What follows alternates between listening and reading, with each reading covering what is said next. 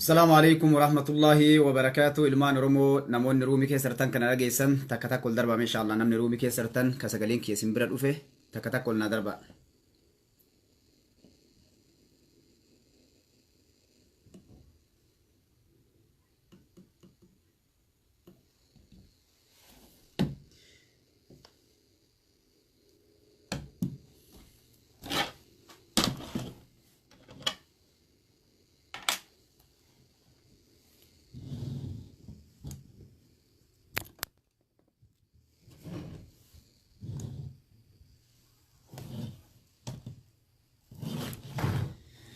يادda والسنة المان رمو الآن نمن رومي كسرتن سجلين كيوسني دعها همي تكتا كل دربا يادda مه.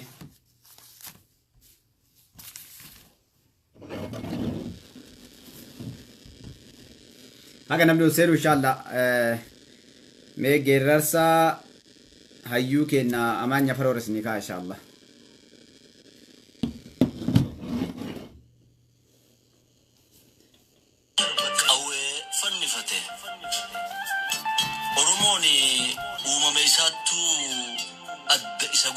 Soban hinjiratu wan qabu ni qaba wan qabnen qabu dhugatti amana dhuga irran dabo saba dhugan ala ilmo fin deeggarre sabatu kan male tuttuqen werarre kanarra dhalanne kanarra dararre nu daraafin fiignu ni ijaarra male ijaaraman diignu hiikni keenya kana tunu ibsa uumaman dabsinu uumatunu tiksa sirna gadaa keessaan waa cufaa arganna kanaaf goota taane gootarraa dhalanna isa oromummaan irraa calaqqisu ilma gootummaadhaan dhaloota gabbisu otoo hin jiraanne gabrummaa baatanii otoo hin bitamne amaanaa nyaatanii isaan ijaaran oromiyaa harraa jaalladhii gammadaafaa keessatti agarra gabrummaan hin buluuf diina jala ciisee barnoota olaanaa baratutti dhiisee bilisummaa fuudhee oromoof galatti bosonatti galee seenee daggalatti umrii isaa guutuu oromoof gadhiisee goota oromummaa dhaloota barsiisee jaalladhii gammadaa dhiira sodaan beekne goota jabarbadaa. Qabeenyi maatii isaa odoo hin hanqanne hiyyoomatee cabee dhabee otoo rakkanne akka ilmoo namaatti barnoota too qabu gaafa lammiin isaa diinaaf bultii dhabu bilisummaa sabaa ijaan arguu hawwee dabtara darbatee fannifatee qawwee niitii fuudheen turin gadhiisee golatti galaa guduunfatee oromoof lolatti qabsoo harraa kanaaf bu'uura kaa'eera bu'aan hojii isaa seenaaf galmaa'eera. Dadhiin kutaaf lagaan Oromoo hin qoonne dhimma lammii irratti kanamaan hin oodne beekaan sammuu lamaa of jalatti hammatee kan gamanaa gamaa tarsiimoo qajeelaa of afoo diriirsee sulula qabsootti Oromoo hiriirsee gaaddisa tokkummaa sabaa gabbiseera gaaddidduu eenyummaa har'aaf hambiseera. Kan ormi nusaamuuf muratee tirtiruu nummoo murannee waan keenya dhoogachuu wanti dhoogun jiru. Waalaikum salaam warahmatullahi wabarakatuh. Yaadda qaqqaaliba bareedduu ilmaan Oromoodha. Yaadda. Gahumsa isaatti warri hin amanne milkii yaada isaatti warri hin gammanne sagalee Oromoo nadhii ukkaamsuudhaan abdii fi ifaa dhalootaa dhaamsuudhaan dooniin nadhii baattee bakka hin beekne lixxee gootummaaf arjummaan isaa nurraa citte.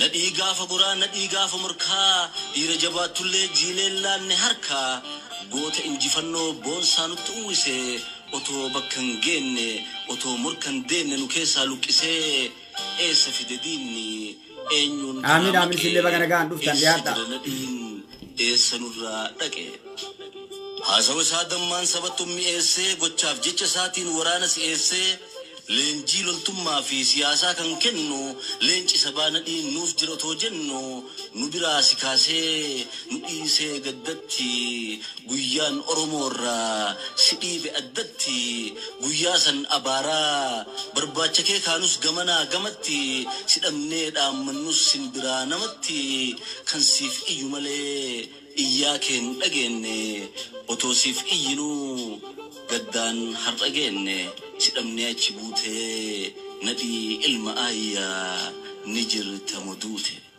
Duutu dhugaa beekdee boonnee sabaruudhaaf jiraattu jiraa kee ijaan agaruudhaaf yoo waan keetti kaafnu jaallan qabsoo keetii waa'ee kee yaadattee booyaan dura ceetii malee namuu obsee nuuf himuu hin dandeenye waan nuu taate malee waan taateen dhageenye.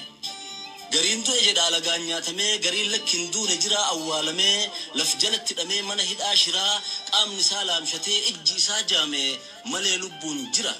Waan jedhu gungumu garuu qabatama eenyullee nuun himu. Kan si wajjin oolee keessa kan kee beeku kan si wajjin lolee onnee kee herreegu si beekaaf siif bo'a. Boohee nu boochisee imimmaan siif to'a. Kanaaf si gaafata dhaloonni atumte eessa jirta nadhii eessa nurraa duulte. Erga qabsoo sabaa ol koree faanni kee odoo haqa irraa hin gorre yaanni kee gaafa dirre dhawaa gaaf gaara mul'ataa nu taatee mul'attee nu keessaan dubbataa gaafa dalloo mannaa gaafa gaarreen baalee gaafa arbaa guuguu gaaf dheeraa fi aanolee. Assalamu alaikum warahmatullahi wabarakatuh. Kakali babbareedduu ilmaan Oromoodha. Inshallah gama yaada kiyyaatis seena. Mee osoo yaada kiyya duraan hin seennettiin duratti. Sodaa siyaasaati usne gana sodaa siyaasaati usne gara jamteen ayabtu.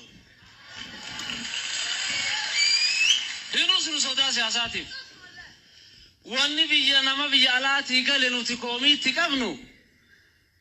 Hundumarraa ukaasi hanga galaasaa dilboo ga'utti abaa orjinaalaa fi abaa namtolchee danuu baasuu didan.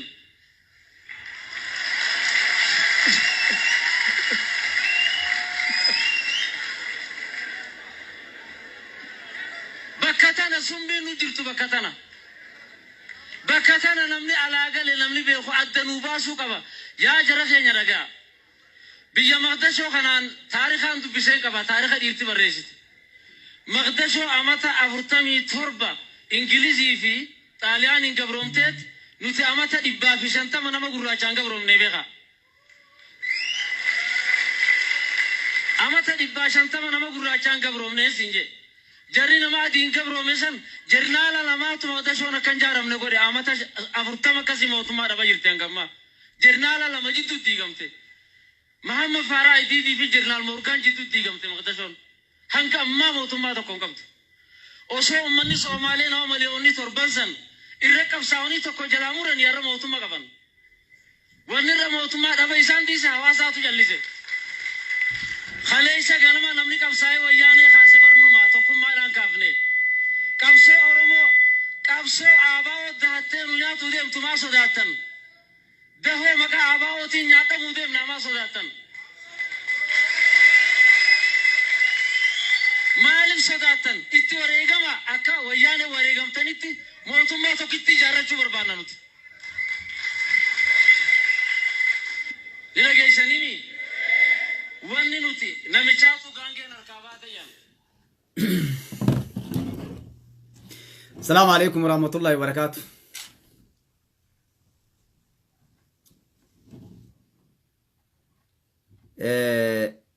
Namatu ummanni keenya yeroo salaatu dur baadiyaatti ijoollee baadiyaati. Yeroo bakka naannoo masgiinni hin jirre ganda keessan lafa ardaa yookaan ammoo lafa diidaa bakka salaata namaa taatu lafa diriirtuu irra waliin dhufanii salaatan. Ummata salaata seenee suturaa jedhanii warri musliiman ta'anii warri namni musliima taatanii beeytanii waan yeroo namni dura mure akka waa nama dura hin baane kaatantu jira. Suturaan tun taakkuu tokko caaluu qabdi. Suturaa tana kaayatanii sheetichi waraana qaba. Warri baadiyaaleen beeytanii lafti waraanaan deemata namni kenna. Waraana of dura lafa gadhaabeeti nama salaachisuu seene. Kaakki imaamaa of duratti achi baasanii nuun salaati jedhanii. Duuba maraattichaa itti dhufe. Maraattichi yeroo itti dhufe warri salaata jiran. Waraana inni suturaa of dura lafa gadhaabe kaan lafaa buqqisee yeroo warri suduuja gabbu'e lafatti mataan lafa gabbu'e rabbii suduuja bu'an. Waraana kaaniif cuuphee qaba inni. Billaa warra afaan Oromootii illee hin beekne cuuphee yookaan tooridaa. Tooridaa ol luqqifatee waraanaaf albeekaa waliin rigee waan jedheen namni haati tan teessi deette ka dhiira taate bakka suduuja buute sanii ol jedhii jedheen. Namni haati teessideette bakka suduuja buute sanii mee amma ol jedhii jedheen. Dubbi jajjabduu miree Oromoo nama maraattuudha waraan harkaa qaba. Cuuphee harkaa qaba. Dhaatee sanuu qaratee waan jedheen dhugaan namni haa teessideettee an dhiira jettu bakka suduuja buute ol jedhi jedhee yoo an waraana kanaan bakka lamas hin murin. Lafaa walis sidiraa jedheen. Isin martuu kaa yoo ana taate akkana godhaa deebisaam. Duuba namni wal caalaa gingilchatu dhufe kaa rabbi biraa qormaan itti dhufe ummata. Qormaat jajjaba itti dhufe. Namni bakka lama adda bayam. Kamaraatticha sodaatee suduuja irratti hafeef karabbii isaa sodaatee suduuja irraa ol jedhe salaata isaa ittiin fufe jechuudha. Duuba yeroo kaachitti illee hafee ka salaata illee ka'ee salaatii adda baatee eegee yeroo salaamata baafatanii salaata fixatan. Maraattichi waan jedhe waa sadii cittee jedhe. Waa sadii murtoofte yookaan ammoo dabarte jedhe. Ana maraattummaan cittee jedhe. Warra na sodaatee salaata rabbii dhiisee suduuja irratti hafe jahannam cittee jedhe ibiddi jahannamii. Nama ammoo sodaati jedhamee rabbi sodaatee salaata isaa salaate jannanni citte jedhe. Wanni maraattu jannataaf jahannamillee namaan kennu ammoo haqiiqaa isii dubbii haqaatii yoo laalle inni maraattummaaf nama salaatu ka rabbii isaatii suduuja bu'u dhufee fitnaa kana keessa kaa'e. Maraattummaan isaa cittee miree way gaafii qabdi maraattu. Maraannaanu san dalage. Yoo nuti xiinxallinee laallu namtichi isa sodaatee rabbiin sodaachuu dhabee ka lubbuun isaa harkaa qabdu. Namni lubbuu teen harkaa qabu eenyu jaran. Rabbiimi. Bari yoo rabbiin du'a si murteesse malee du'uu hin dandeessu. Nam tokko si tuquu hin danda'u. Yoo rabbi sii katabee akkasin nama saniin duuta jedhe. Namni sunillee yoo akkam guddate nama tokko yookaan lama waraana. Ka isa sodaatee suduuja irratti hafe ol jechoo sodaatee hafe ammoo jahannami nu kennuu hin dandeenyu rabbi harkaa qaba. Ammoo dubbiin jajjabdu badii dalagee namtichi jechuudha. Ka rabbi sodaatee illee rabbi irraa milkaa'e. Sun kaa shakkiin qabdu namni rabbi sodaate gartee haqa irratti du'e yoo du'e shahiide. Ka ammoo kaani rabbiin araaramaaf hin dhiisaan beeynu alaa kulli haali. Akka maraattichi jedhe san ilmaan Oromoodha. Yeroo ammaa tanatti waa sadii citte akka maraattichi jedhe sanii. Shanee diinummaan citte. Warra haqa qabatee saba isaatiif dhugaa irratti dhaabbatee dhugaa dalagee sabboonummaan citte. Xawalwaallee jidduu lamaan jirtuullee maaltu citeef xawalwaallummaan citteef taasillee fakkaatan achillee fakkaatan dantaa isaaniitiif jidduu tana daaqanillee lafti citteeni jechuudha. Daandulleen itti buute waan qabatanii gadhiisan wallaalan. Gama yaada kiyyaatis seenaa ilmaan Oromoodhaa akkuma duree gubbatti agartanitti sa'aatiin kun sa'aatii namni jirullee miti. Diqqoo isii waa waliin laallaa. Wanni waliin laallu ilmaan Oromoodhaa osoo sagantaa kiyyatti hin seenin abbaan keenya kagartanii takka obboleessi naa ta'uu ni malaa namni sun Harargee irraa wanni sun ka inni dubbate waan nu iyyaa baaneef Oromoon godhuu qabdu. Maddi qabsoo uummata Oromoodhaa bakki addi bilisummaa Oromoo irraa bu'uureffame uummata Harargee keessa. Abbootiin qabsoo tana kalee gadhaabaniif haqa san harkaa qaban dhugaa jirtu nu iyyaa baane dubbatan jechuudha. Dhugaan jirtullee isi. Abaa'oon dhugaa eenyu ka jedhu san sagantaa yeroo biraa qabannee itti deebina. Uummanni Oromoo yeroon inni daandii haqaa qabatee deemu qabsoo isaa bakkaan gaatu nama haqaa qabatee yoo jala deeme qofa. Abaa'oollee abaa'oo haqaa eenyullee haa ta'u yoo nama haqaa addaan baasee deeme qofa. Uummanni Oromoo goolii isaa dhaquu danda'a jechuudha. Yoo san hin ta'in uummanni Oromoodhaa gabrummaa guddaa keessa kaa namni sun nama hayyuu wayiitii waa'ee Somaaleedhaa kaase. Uummanni Somaalee uummata amantii tokko qabu, uummata aadaa tokko qabu, uummata waa hundaan tokkooti. Uummata san nama Somaalee yaaduuf nama Somaalee yaadu lamaan jidduutti uummanni Somaalee biyyi guutuun diigamte jechuudha. Nullee Oromoo wanni waan san nun goone hin jiru. Tanaaf waa'ee hayyichi keenya san dubbate Oromoon gabbuutee irratti dalaguudhaaf bakka itti godhuun barbaachistu. Oromoon nama haqaan nama sabaa quuqama qabu nama jala deemtu dhaaba qabaachuun Oromoon dirqama. Dhaaban lama yoo akkam xiqqaate maalinnaan biyyi takka yoo dhaabbolee wal dorgomuun qabaatin dhaabni kun haga fedhe yoo qabsoo uummata Oromootiif yaadellee dikteetara ta'uun isaan oolu. deemee maayii isaatitti kasaba san nyaatu innu deebee nyaatu ta'a. Yoo dhaabni biraa jala jiraate ammoo wal dorgomaa dhaabni kun waan inni balleesse jala deemeetti qoxxisa akka nu amma namoota qoxxisaa jirru kana jechuudha. Tigree galee qoxxeen itti dhufnaan qeerroon lafaa kaatee bilisummaa kana fidde. Hadhallee mootummaa hadha jiru kana fakkeenyaaf dhaadiyoon adda yoo jiraatte yookaan ammoo odiyaappaan adda yoo jiraatte yoo dhaabatti qoxxisuun qabaatiin waggaa 3-4-5 duuba dikteetara ta'aa dhufti. Kanaaf dhaabni siyaasaa jiraachuun barbaachisaadha. San ilmaan Oromoo mataa keessa kaa'achuu qabdanii jechuudha. Waggaa yoo xiqqaatte waggaa 3 isinitti iyya waa'ee kanarratti. Uummanni Oromoo gabbahee nama haqaa kaayoo tana. Uummanni Oromoodhaa kaayoo adda bilisummaa Oromoo jaalataa.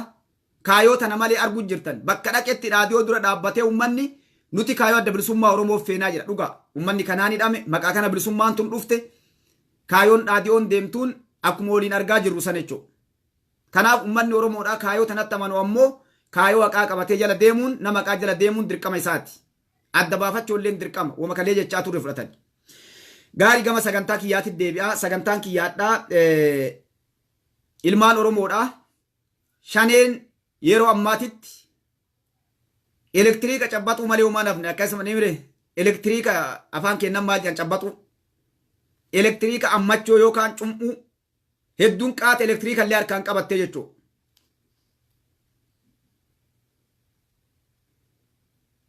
Namoonni hedduun yoo sooshaal miidiyaa keessaayyuu miidiyaa warraa seentan koola baasanii bararuu malee uumaan hafne.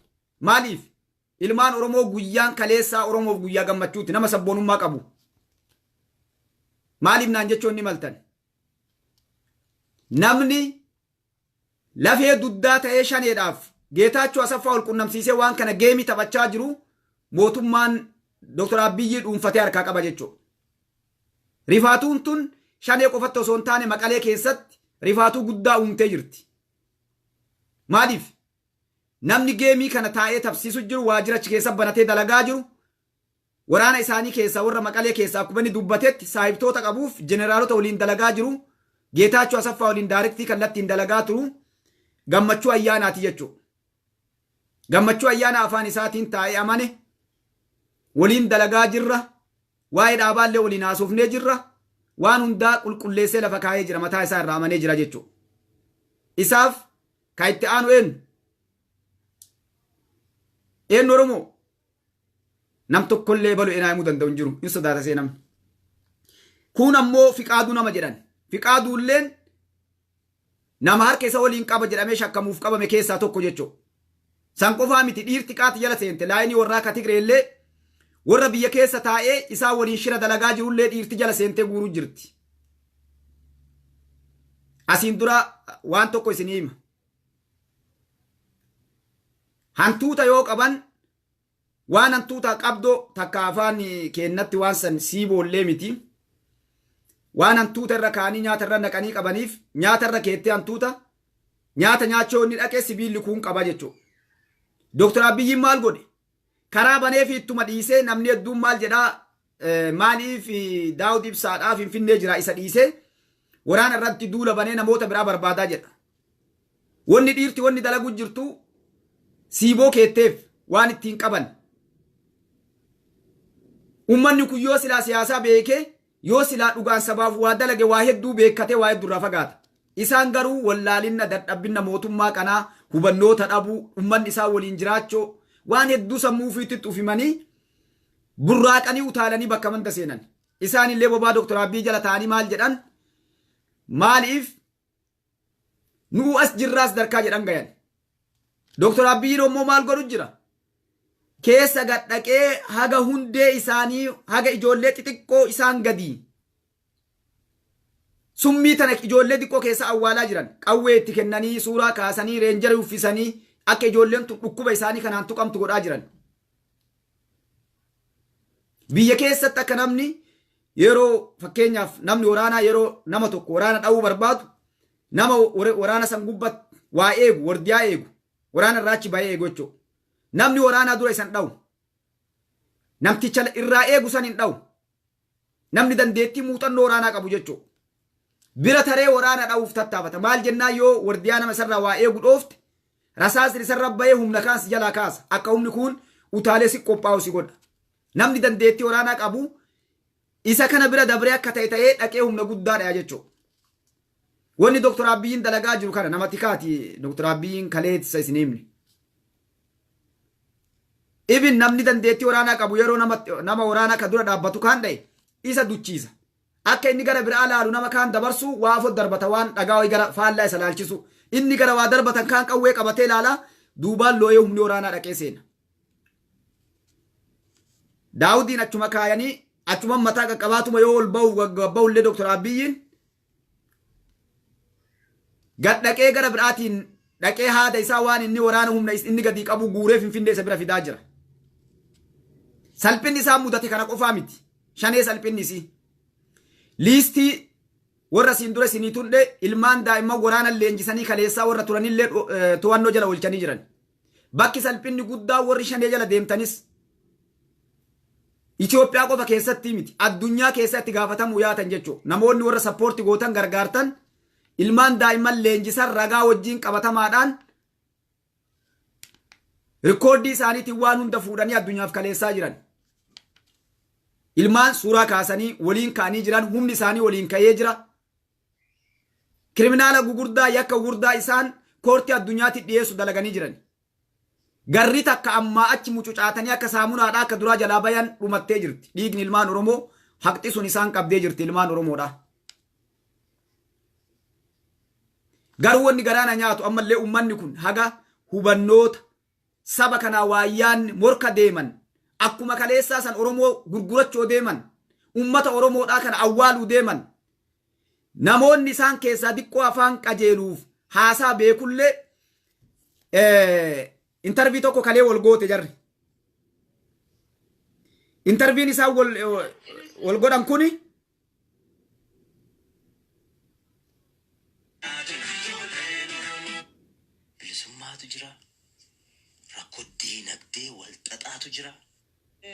Jarroleen biyyaan waliin dhaabatanii kana godhanii jiran karaa hedduu nu jalaa diigamaa nu jalaa hiikamaa asige konfliktii aga amma deemaa dhufe kana keessatti ga caalatti yeroo amma namni kun Saafanoo Tulluu jedhaniini Booranaaf Gujii keessaan waggaa hedduu waliin dalagee nama naaf inni qajeelloo wal beeynu nama lubbuu isaa 96 jalqaba gara 97titti Shaashamannee fidee fira kiyya bira isaaf nama jaalgutamaa boruu jedhan lubbuu isaa baase. South Africa jiraata. Central Committee yookaan ammoo gumii sabaa shaneeti. Saafanoo Tulluu jedhanii karaa kanaan isaallee dhaamsa qaba. Isaaf mee xiqqoo isii osoo waan isaan dubbanne xiqqoo isii waan inni haasa'e irraa mee waa isin dhageessisa. Waa'ee waraana Gujiitti qabamee ijoollee achirraa kennattee maal kanneen waakkatanii viidiyoon kun dheeraallee yoo ta'e ilmaan Oromoo xiqqoo irraa isin dhageessisaa ammoo gabbuutanii isin hundinuu caqasuu qabdan. Karaa kanaan Saafanoodha wanni dhaamuuf anaaf Saafanoon haga namni tokko wal beeku wal beekna eenyummaa waliillee jechuudha. Eenyu akka hin ta'e na beeka eenyu akka inni ta'e beeka 100% dhibbatti nama waliin hojii dalaynee waan iddoo wajjin dalannee wal beeknu jechuudha. Garuu dhaamsi Saafanoodhaaf qabu karaa kanaan maali? Ummanni Gujii ummata diinallee goobanallee hin qabne ummata dhugaallee dubbatu. Saafanoo wanni dhaamuun ummata kee jala bahi malee haala yeroo hamtuu tana jala baatee maqaa Gujii nyaatinii jedhaan Saafanoon. Dhugaa qabadhu saba kee ka dhugaan deemu san jala bahi waan feetellee yoo taate bakka itti galtu ganda kee Gujitti. Toltullee hammaattullee bakka irraa baate saniin tolta. Abbootii gadaa, abbootii amantii hayyoota, ilmaan Oromoo, ilmaan Gujii isaan jala bahi malee diina jalan bahin jedhee akka nama wal beekutitti waliin hadhaa buuqateetitti waliin nama kana waan hedduu isaan nama sakireet isaa dhibbatti an beeku nama innis yoo an cinaacha laafaallee qabadhu na beeku. Adda Central Committee shaneeti jechuudha. Viidiyoo kana inni dhagaanii beekaa Saafanoo ana bobbaasaadha na beeyta obboleessa kiyya ummata Oromoodhaa sallaalii siin jedha warran waliin waan isaan ta'an ati beeytu ummata Gujiidhaa ummata Garbaa ummata Qarcaa ummata Garmaaram ummata Qilleensoodhaa ilmaan Oromoo murannoodhaan qabsoo tanaaf nu cinaa dhaabbatanii waan hunda maqaa kennaaf taasisan laali ilmaan Gujii ummata keessaba keessa boontota san ka qabaataan maqaa kana qabeenya dhabee laali ummata Oromoo cinaa dhaabbadhu ummata keessaa dhalatti irratti dhagaan darbatiin jedhaani jechuudha. Gali jennaan erbeen looniif galtee jetti Oromoon. Aanaa reeffattaan san jedhan. Kanaaf ummanni Gujii abbootiin gadaa Gujii si caalaallee waa beekan eenyu caalaallee waa beekan maal jennaan manguddoo nama lafa bulee hayyoota biyyi qabdu nama namni uf duratti achi baasee nuun deemaa jedheen itti kenne. Kanaaf saafanoo tulluu agas jedhaani namni amma dubbatu kun isaa kan beeynellee isaanis wal baraasumaan mee isaaf warra sirra dhiyeessan keessaa nam tokko itti dabalee yaada jarri kennattee jiras gubbattillee isin dhageessaa jechuudha.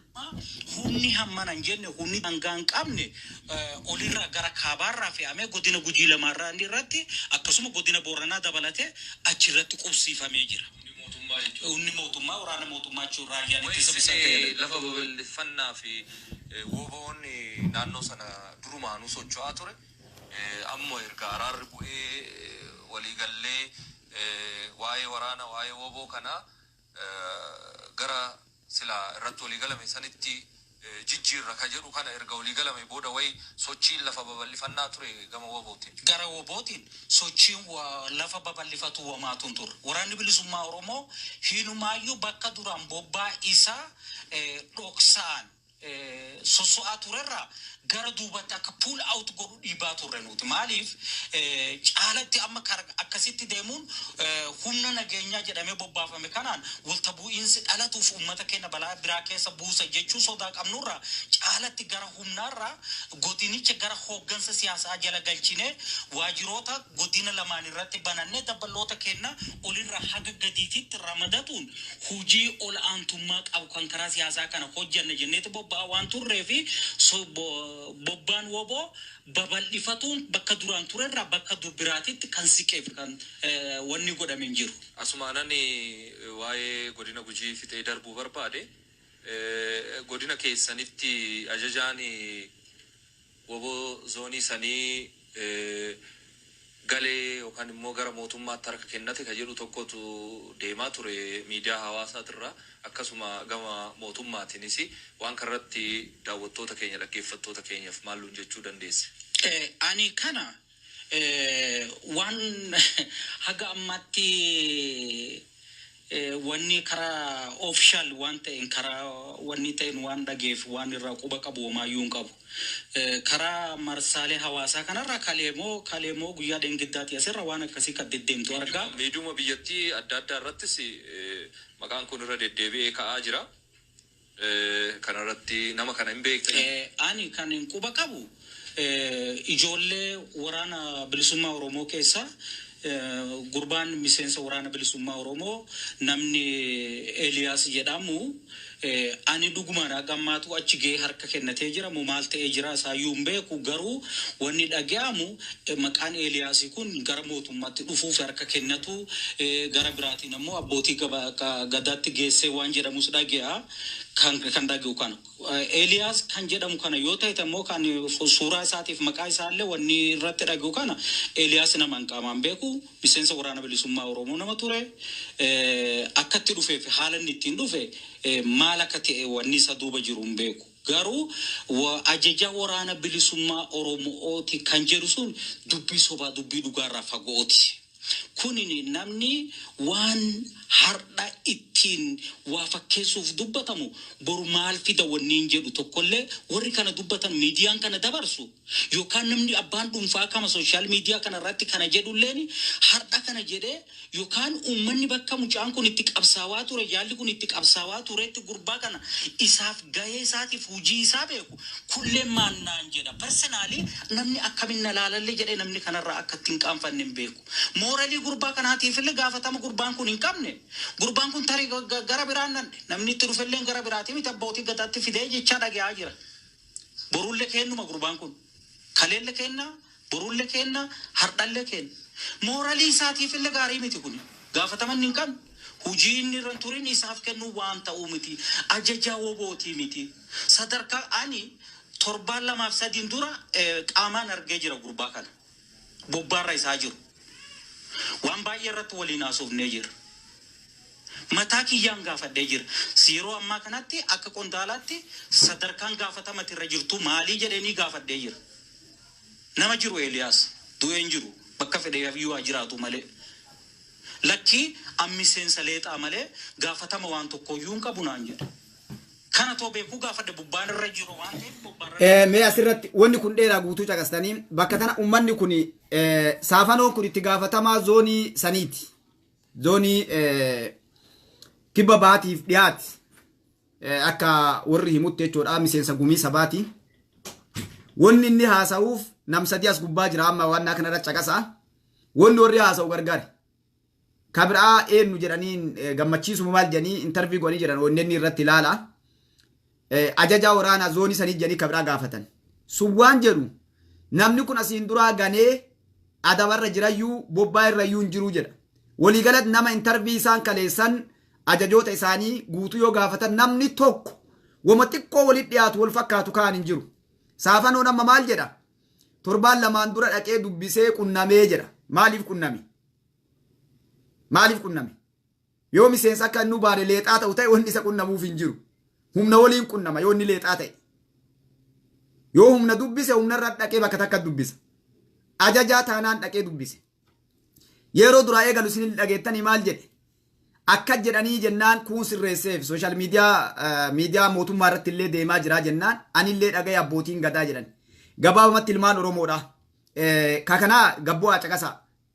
Uummanni kun akkuma irra deebi'es obboleessa kiyya saafanoodhaaf addunyaallee inni dabartii wanni martuu ni dabra.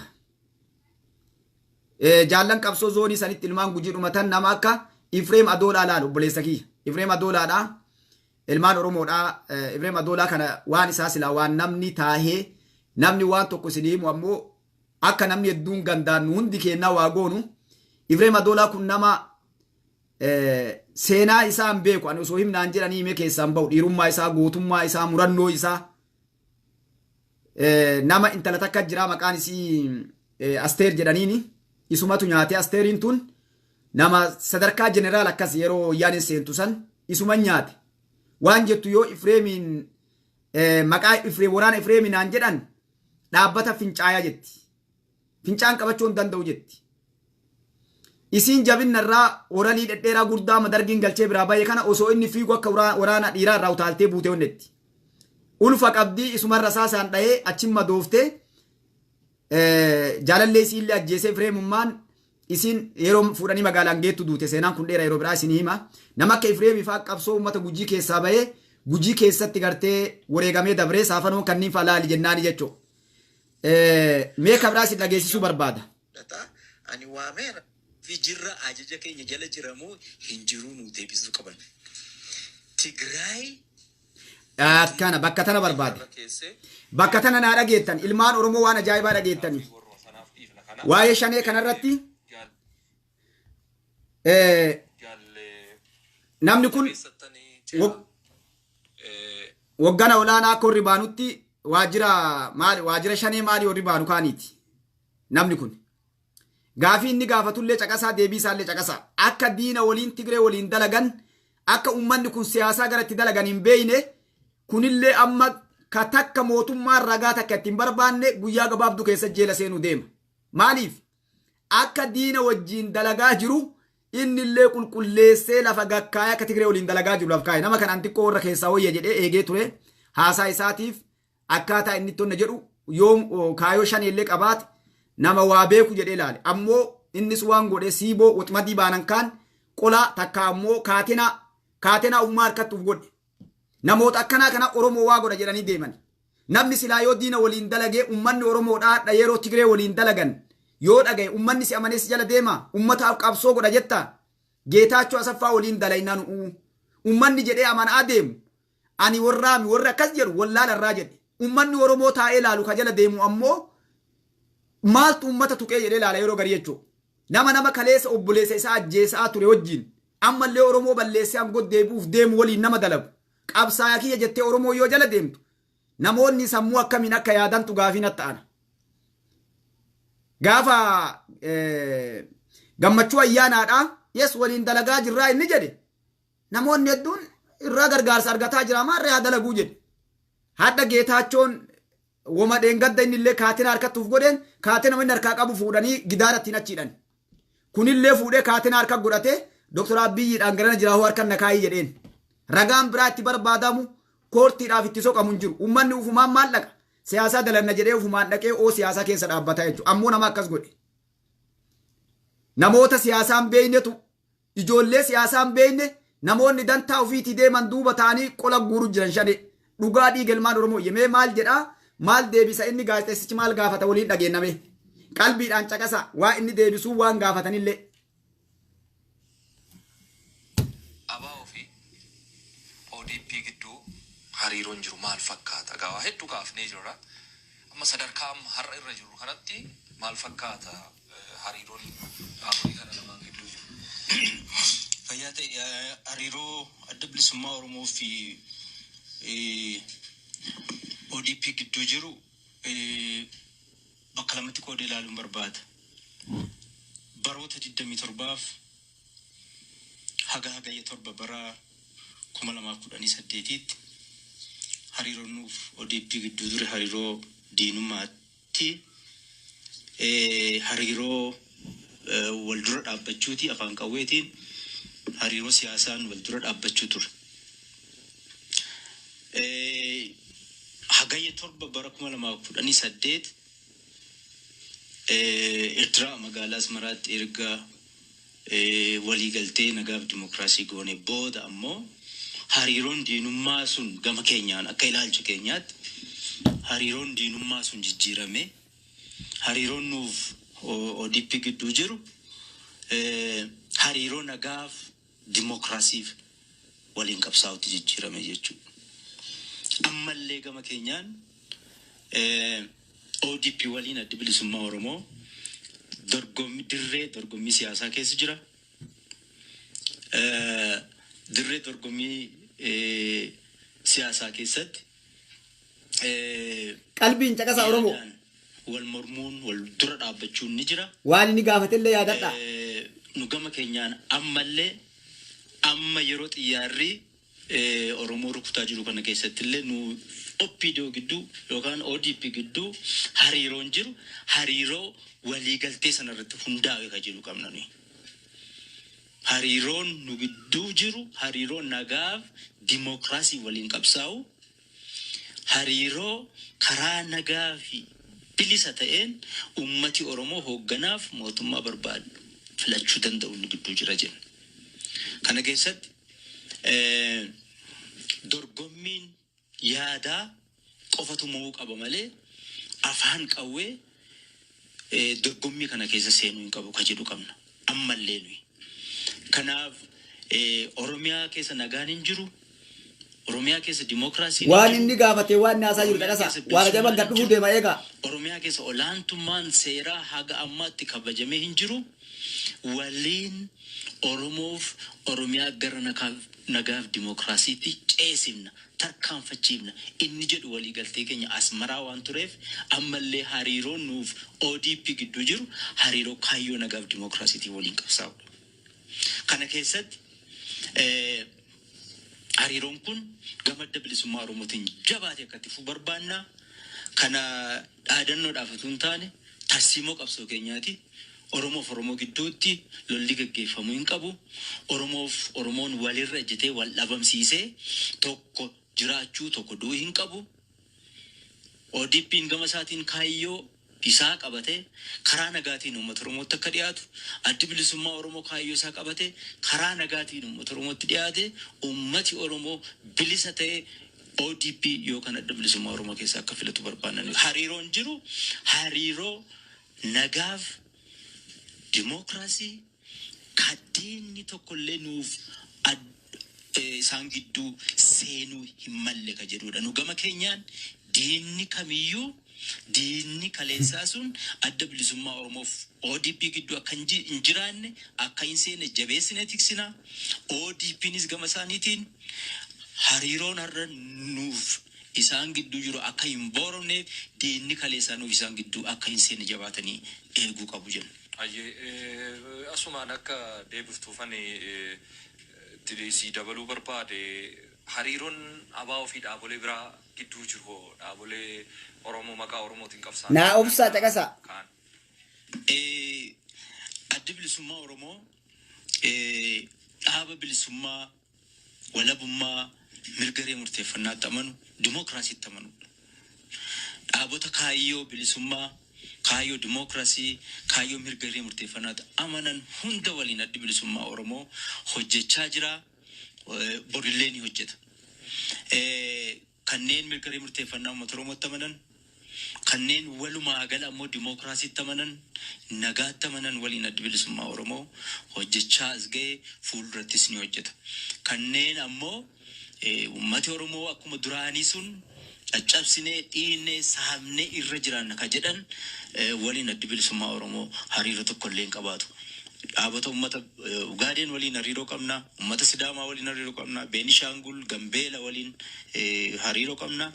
Dhaabota Habashaas ta'e kabraa kanneen mirgaree murteeffannaa uummata Oromootti amanan waliin illee hojjechuudhaaf adda bilisummaa Oromoo yoomillee qophiidha. Jaalle jabeessa garuu miidiyaa Dhagayaa. bal'inaan kan ka'u TPLF isa kam akka ta'e illee ani adda baasee hin beeku. Amma caqasaa qajeellotti. TPRDF keessa jiruudha moo TPLF biraatti jira hin beeku ani. Dhagayaa.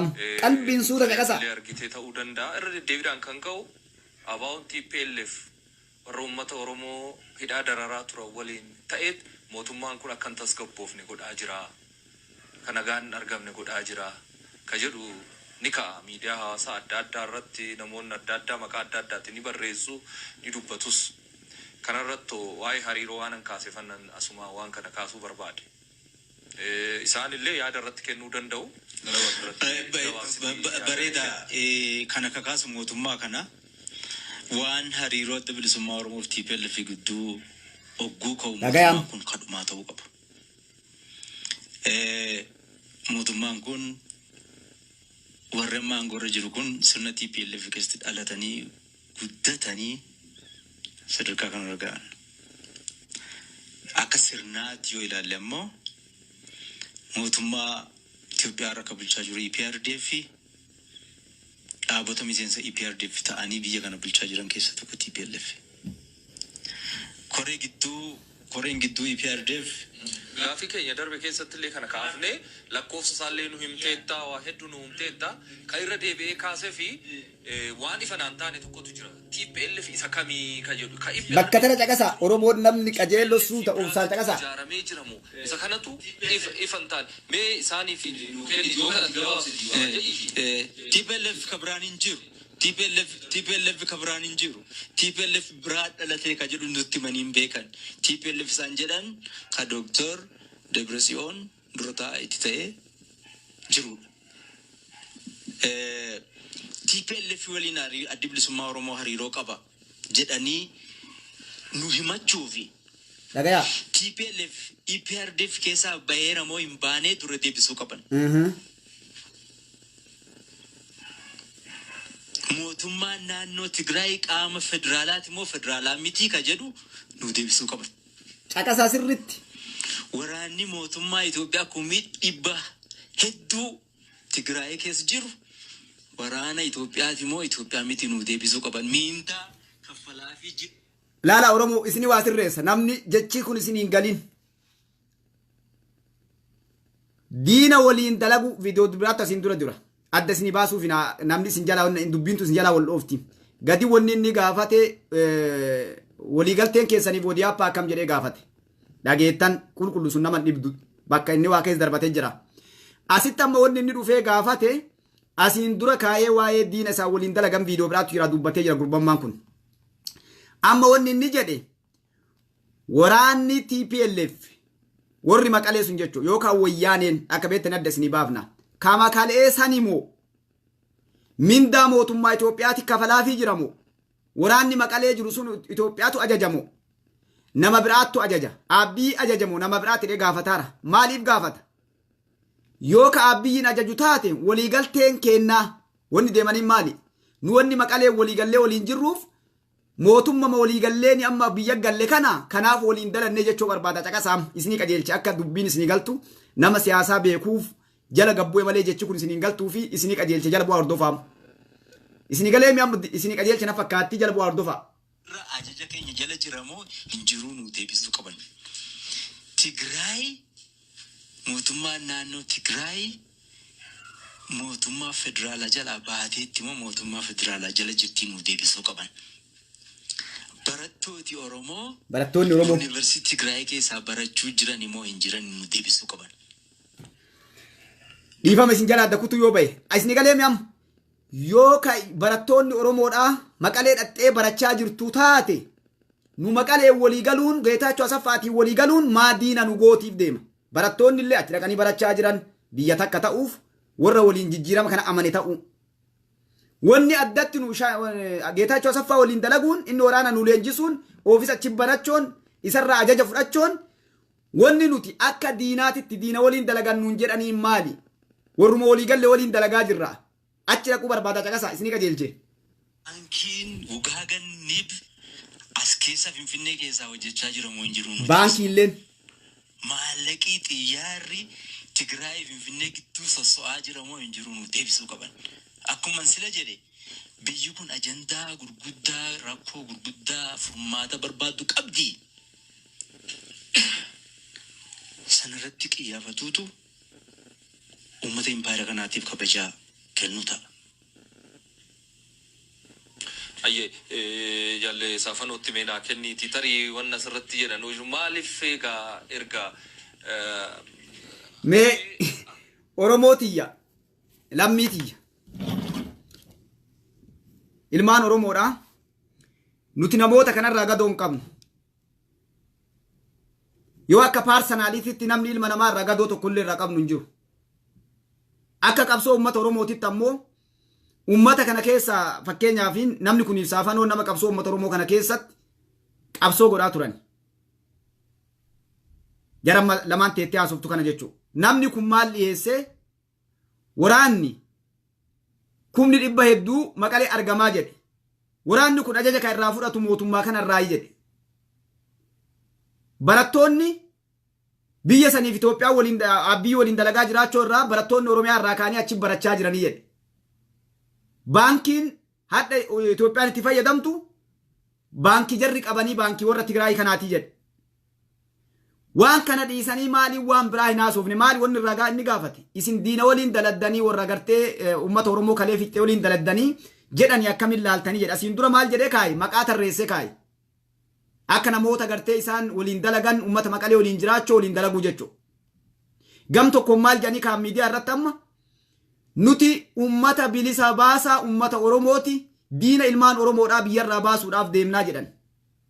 Okay, namni diina qabsoo uummata Oromootii godhu Oromiyaa walaboomsuu deemu Opiidiyoo yookaan ammoo Diyaappaan diina isiinuu kaayoo makaleessaa qabdi diina waliin dalagaa turtee jedhan. Isaan hoo maaltu waliin dalasiise? Mee Opiidiyoo waliin haa daladdu akkuma jarri jettettu haa taa'u. Kaayoon isaanii maaltu Geetaachoo Asaffaa waliin isaan dalaysiise? Kunillee gurbaan bakka duraan alarraa ture waan namni oofu kana amma dhaqee keessa dhaabatee inni guddaa lafa kaayyuu jechuudha. Inni amma waan guddayyuu dhibba maal jennaan wama hundayyuu lafa kaaye baankii illee waan tuqaniif qaban. Maaliif? Warii isaan baankii irraa baasan akkaataa itti warii isaan biyya keessaa itti baafachaa jiran ka Tigreen baasuu dadhabde waan isaan dalagan hundinuu mootummaan kun harkaa qaba jechuudha. Isni galee karaa hedduun waliin dalagaa jiran. Soo kanaaf ilmaan Oromoodhaa viidiyoo hedduu jira. Taayimii isin jalaan saamuu saadheeraanis asirra turuu waan hin dandeenyeef viidiyoolee hedduu jira. Walitti deebinee boruu iftaan bal'inaan walii waan olii kennu jira jechuudha. Viidiyoolee warraa kaleessine jechuudha. Viidiyoo hedduu ka namoonni isaanii waraaban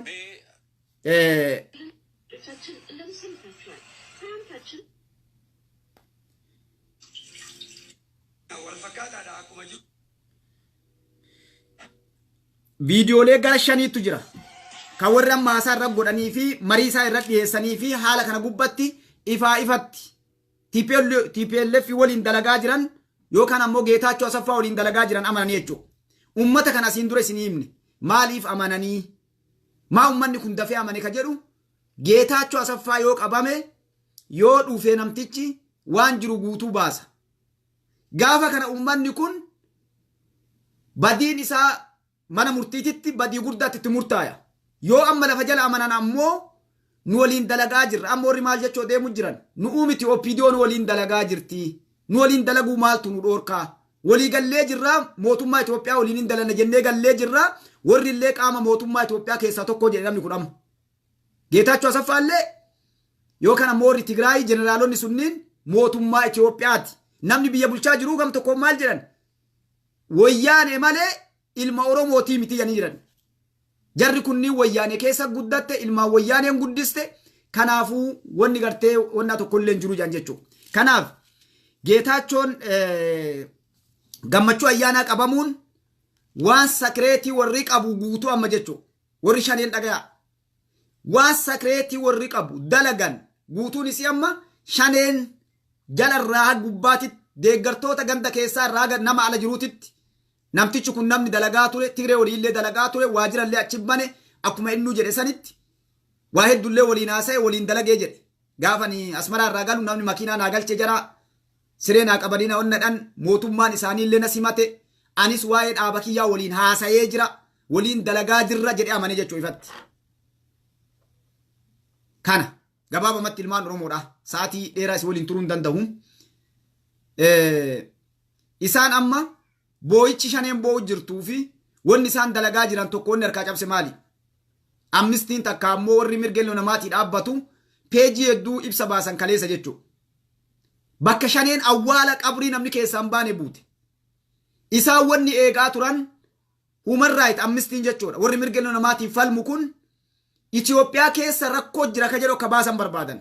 Garuu amnistiin hin baafne. Human right warri mirga namaatii dhaabbate Keeniyaa baasanii biyyoota ollaa guutuu baasanii Itoophiyaan biyya yeroo ammaatitti karaa gaarii deemaa jirtuuf nagaa qabdu kaayan.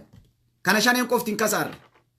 Warroonni Itoophiyaa keessa rakkoo jira maali ammantun jedhu guutuun isaa qilee buudhabe jechuudha. Barreessanii ergaa turan afaan Ingiliffaatiin rakkoolee jiru hiriira wanni waamaniif wanni kun waggaa waan bahuuf waa'ee Dr. Abiyyiidhaa kan achi keessa galchanii bulchiinsa isaa kana achi irratti akka bahu barbaadanii fiigaa turan. Garuu dhiigni ilmaan Oromoo dhiigni ilma namaa ka kutaa Oromiyaa kutaa kurtoo keessaa dhufee gad naqamaa ture. Dhiigni ilmaan Oromoo kiristaanaa waaqeffataa walit jige. Ka dubartii ka ijoollee ka daa'imaa ka manguddoodhaa walitti gadi jige sun Rabbiin dhiiga jaraa argee warra shiraan deemuuf ilmaan Oromoo adda qooduu deemu Rabbi isaan salphisee jechuudha.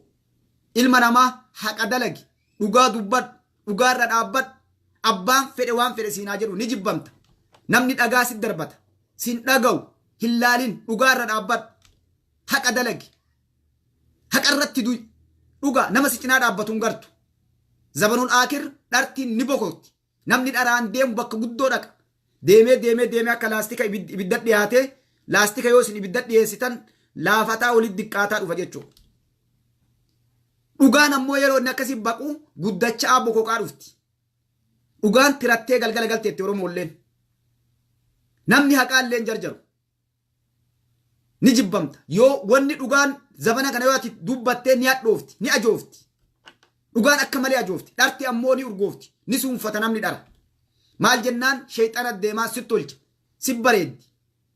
Rabbillee si irra si qormaata. Ilma namaa wanni feete gara feetee naa baatu wanni isin dhaamu ilmaan Oromoodha.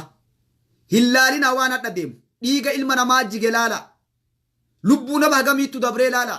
Lubbuun tun taphatti hin banne. Haqaa badde. Haqa isii irratti lubbuun ilma namaa dhiigni ilma namaa dhangala'ee bishaan ta'ee yaa'i. Haqa san rabbiin ni tiksa. Rabbi akka namaan jarjaru. Akka kennaa miti. Gosaan hin deemu, gandaan hin deemu, amantiin hin deemu.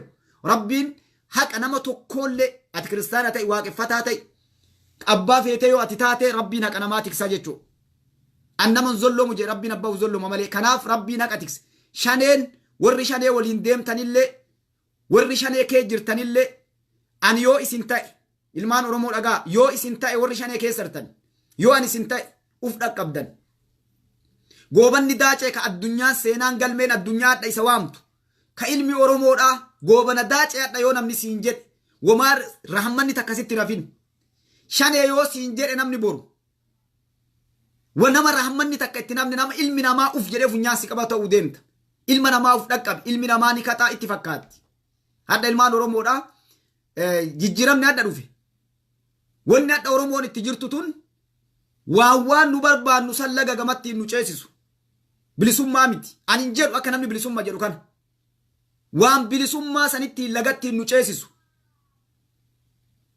yoo silaa bilisoomne waliin nyaannu namni maanaa bilisummaa wallaaluu bilisoomne jedha hin bilisoomne daandii bilisummaa san ce'uudhaaf laga gamachi bahuudhaaf riqicha irra jirra namni riqicha irra jiru kana yeroo riqicha gubbaa jirtu riqichi kun yoo haalaan gad hin dhaabbatin siin daddaaqaa jechuu qabsoon teena tammaatu riqicharra gama ce'uu waan jirruuf namni nuun daassu jira hargufanii irraa nu jissuu edan yeroo jinnee bishaan kana keessa duunne kaan bishaantu nyaata uf duuba deebinee haarawwan riqicha biraa lagamaan ceenu barbaadanna jechuu qabsoon ummata oromoodha amma bilisummaadhaaf laga ceeyaa jirra hin bilisoomne sabaaf sablammootan nu keessara diina hedduun nu sodaatee taa'aa jira gaafni nu bilisoomne jenne sabaaf sablammoota amansiifannee biyya teenna nagaa tasgabbii waa hunda keessa uumnee ufii wal dhageennee yoo waan barbaannu sanii dhandhee bilisummaa argannee wal gaafanna kun amma shurufkaa hafuura bilisummaa arginamu suunfatee laga gama itti ce'uuf deemaa jira akkasi walii himnee haa yaannu kanaaf ummanni shaneedha warroonni ilaalchi keessan hadhallee achi jiru dhaabbadhaa uf laalaa warri dantaadhaaf hadhallee Dr. Abiyyi irra dhagaa darbuu deemtanillee dhaabbadhaa uf laalaa ilmaan Oromoo saba kiyya lammiitiyya wareegama hedduu kafalamaa jira hadhallee wallagga keessaadha lubbuun ilma namaa badu jirti ambo cinaa tokkoon badu jirti gujii keessa akkas lubbuu ilma namaattu badaa jira maaliif sababni hadha addatti ummanni wallaggaa du'uun maali sababa wannummaan takka himan mucaan tokko wallagga keessa maaliif du'uu miti maarifata sababni isaa jiraan jiru wallahi namni nama koofla kana wanni hadha iyyaa jiran dibbee isinidhaa jiraniin maali hadhallee hidhaaniin hafne oppiidoon kaleessa nama hidhuu beeyti warruma kaleessaattu jira kunoo nama maqaa abaa'ootiin alaabaa hin qabatinaa jedhaa jiran abaa'oo yoo himatte siidhan abaa'oo nyaata nyaachifte jedhan abaa'oo obaafte jedhan abaa'oo dhossite jedhanii nu hidhaa jiran lafaa ka'anii hidhaa jiranii lafaa ka'anii nyaachifte jedhaa jiranii rakkoo galee waan dalagameef gabbahamee namni hidhamaa jira ilmaan Oromoon nu nama hidhamu gammaduun nama du'u gammaduun nama rakkatu gammaduun wamaa nuun gootu yoo ittillee gammanne jechuudha nu diina keennallee diinni kalee nu ajjeesaa ture nu fixaa turellee yoo inni hadha nagaan jiraate gammanna miliik safaarii caal namni waan godhe jira miliik safaariin yoo isin adabatteen waliin jiraat ummanni Oromoo akka nama guyyaa takka waan godhetii walii jiraachuu deemaa jechuudha keenna hoo akkamitti nuti du'a isaa jaalanna madaa isaa jaalanna hidhamuu isaa jaalanna ummata keenna kana baraaruudhaaf namoonni yakka san dalagan yoo hidhaman ammoo ani hin gammada namoonni yakka ummata Oromoo ittiin fidan ummata wallaggaati ittiin dhufan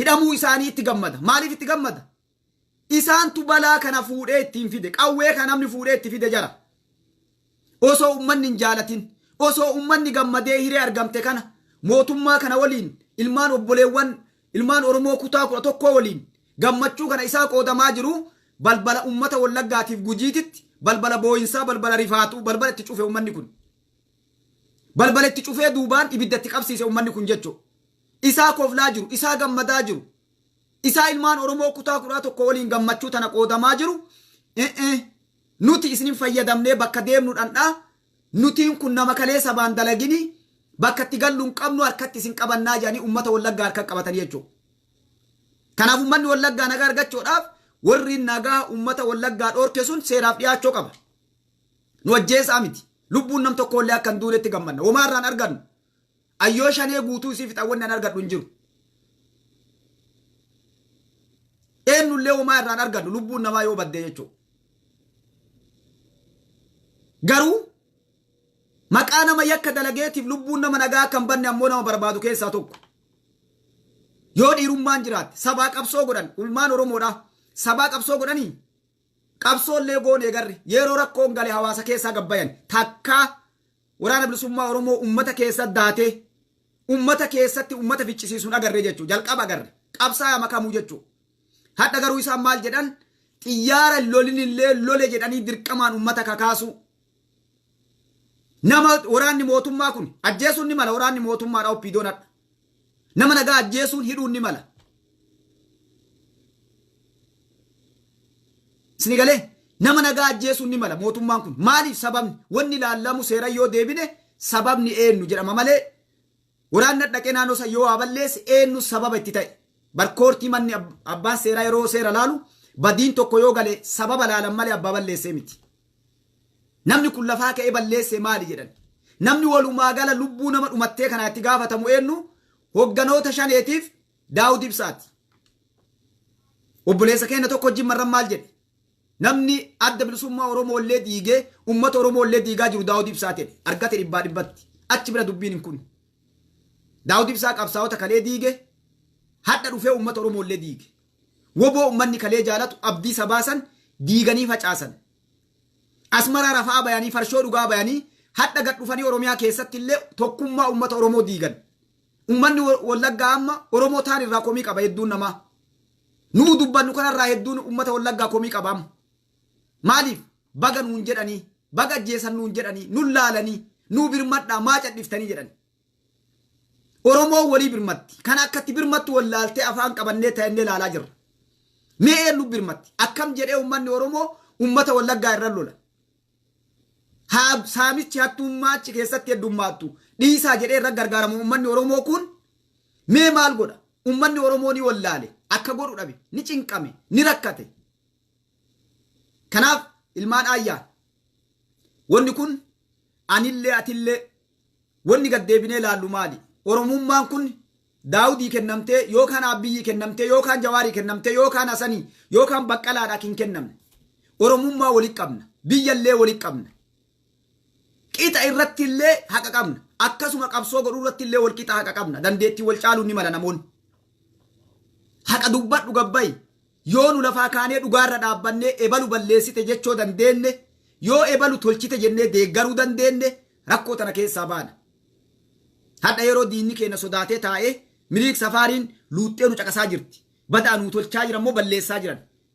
Shaneen qawwee nu rakkaasuun jeequmsa uumuun isaanillee yoo wanni kun oowwe dhandhee balaa itti bannanullee bu'aa keessaa argannaa ammoo Oromoo tana hadha yoo tumne yoo Oromoo tana dhoofne maaltu nu gabbaa sodaatanii ta'an.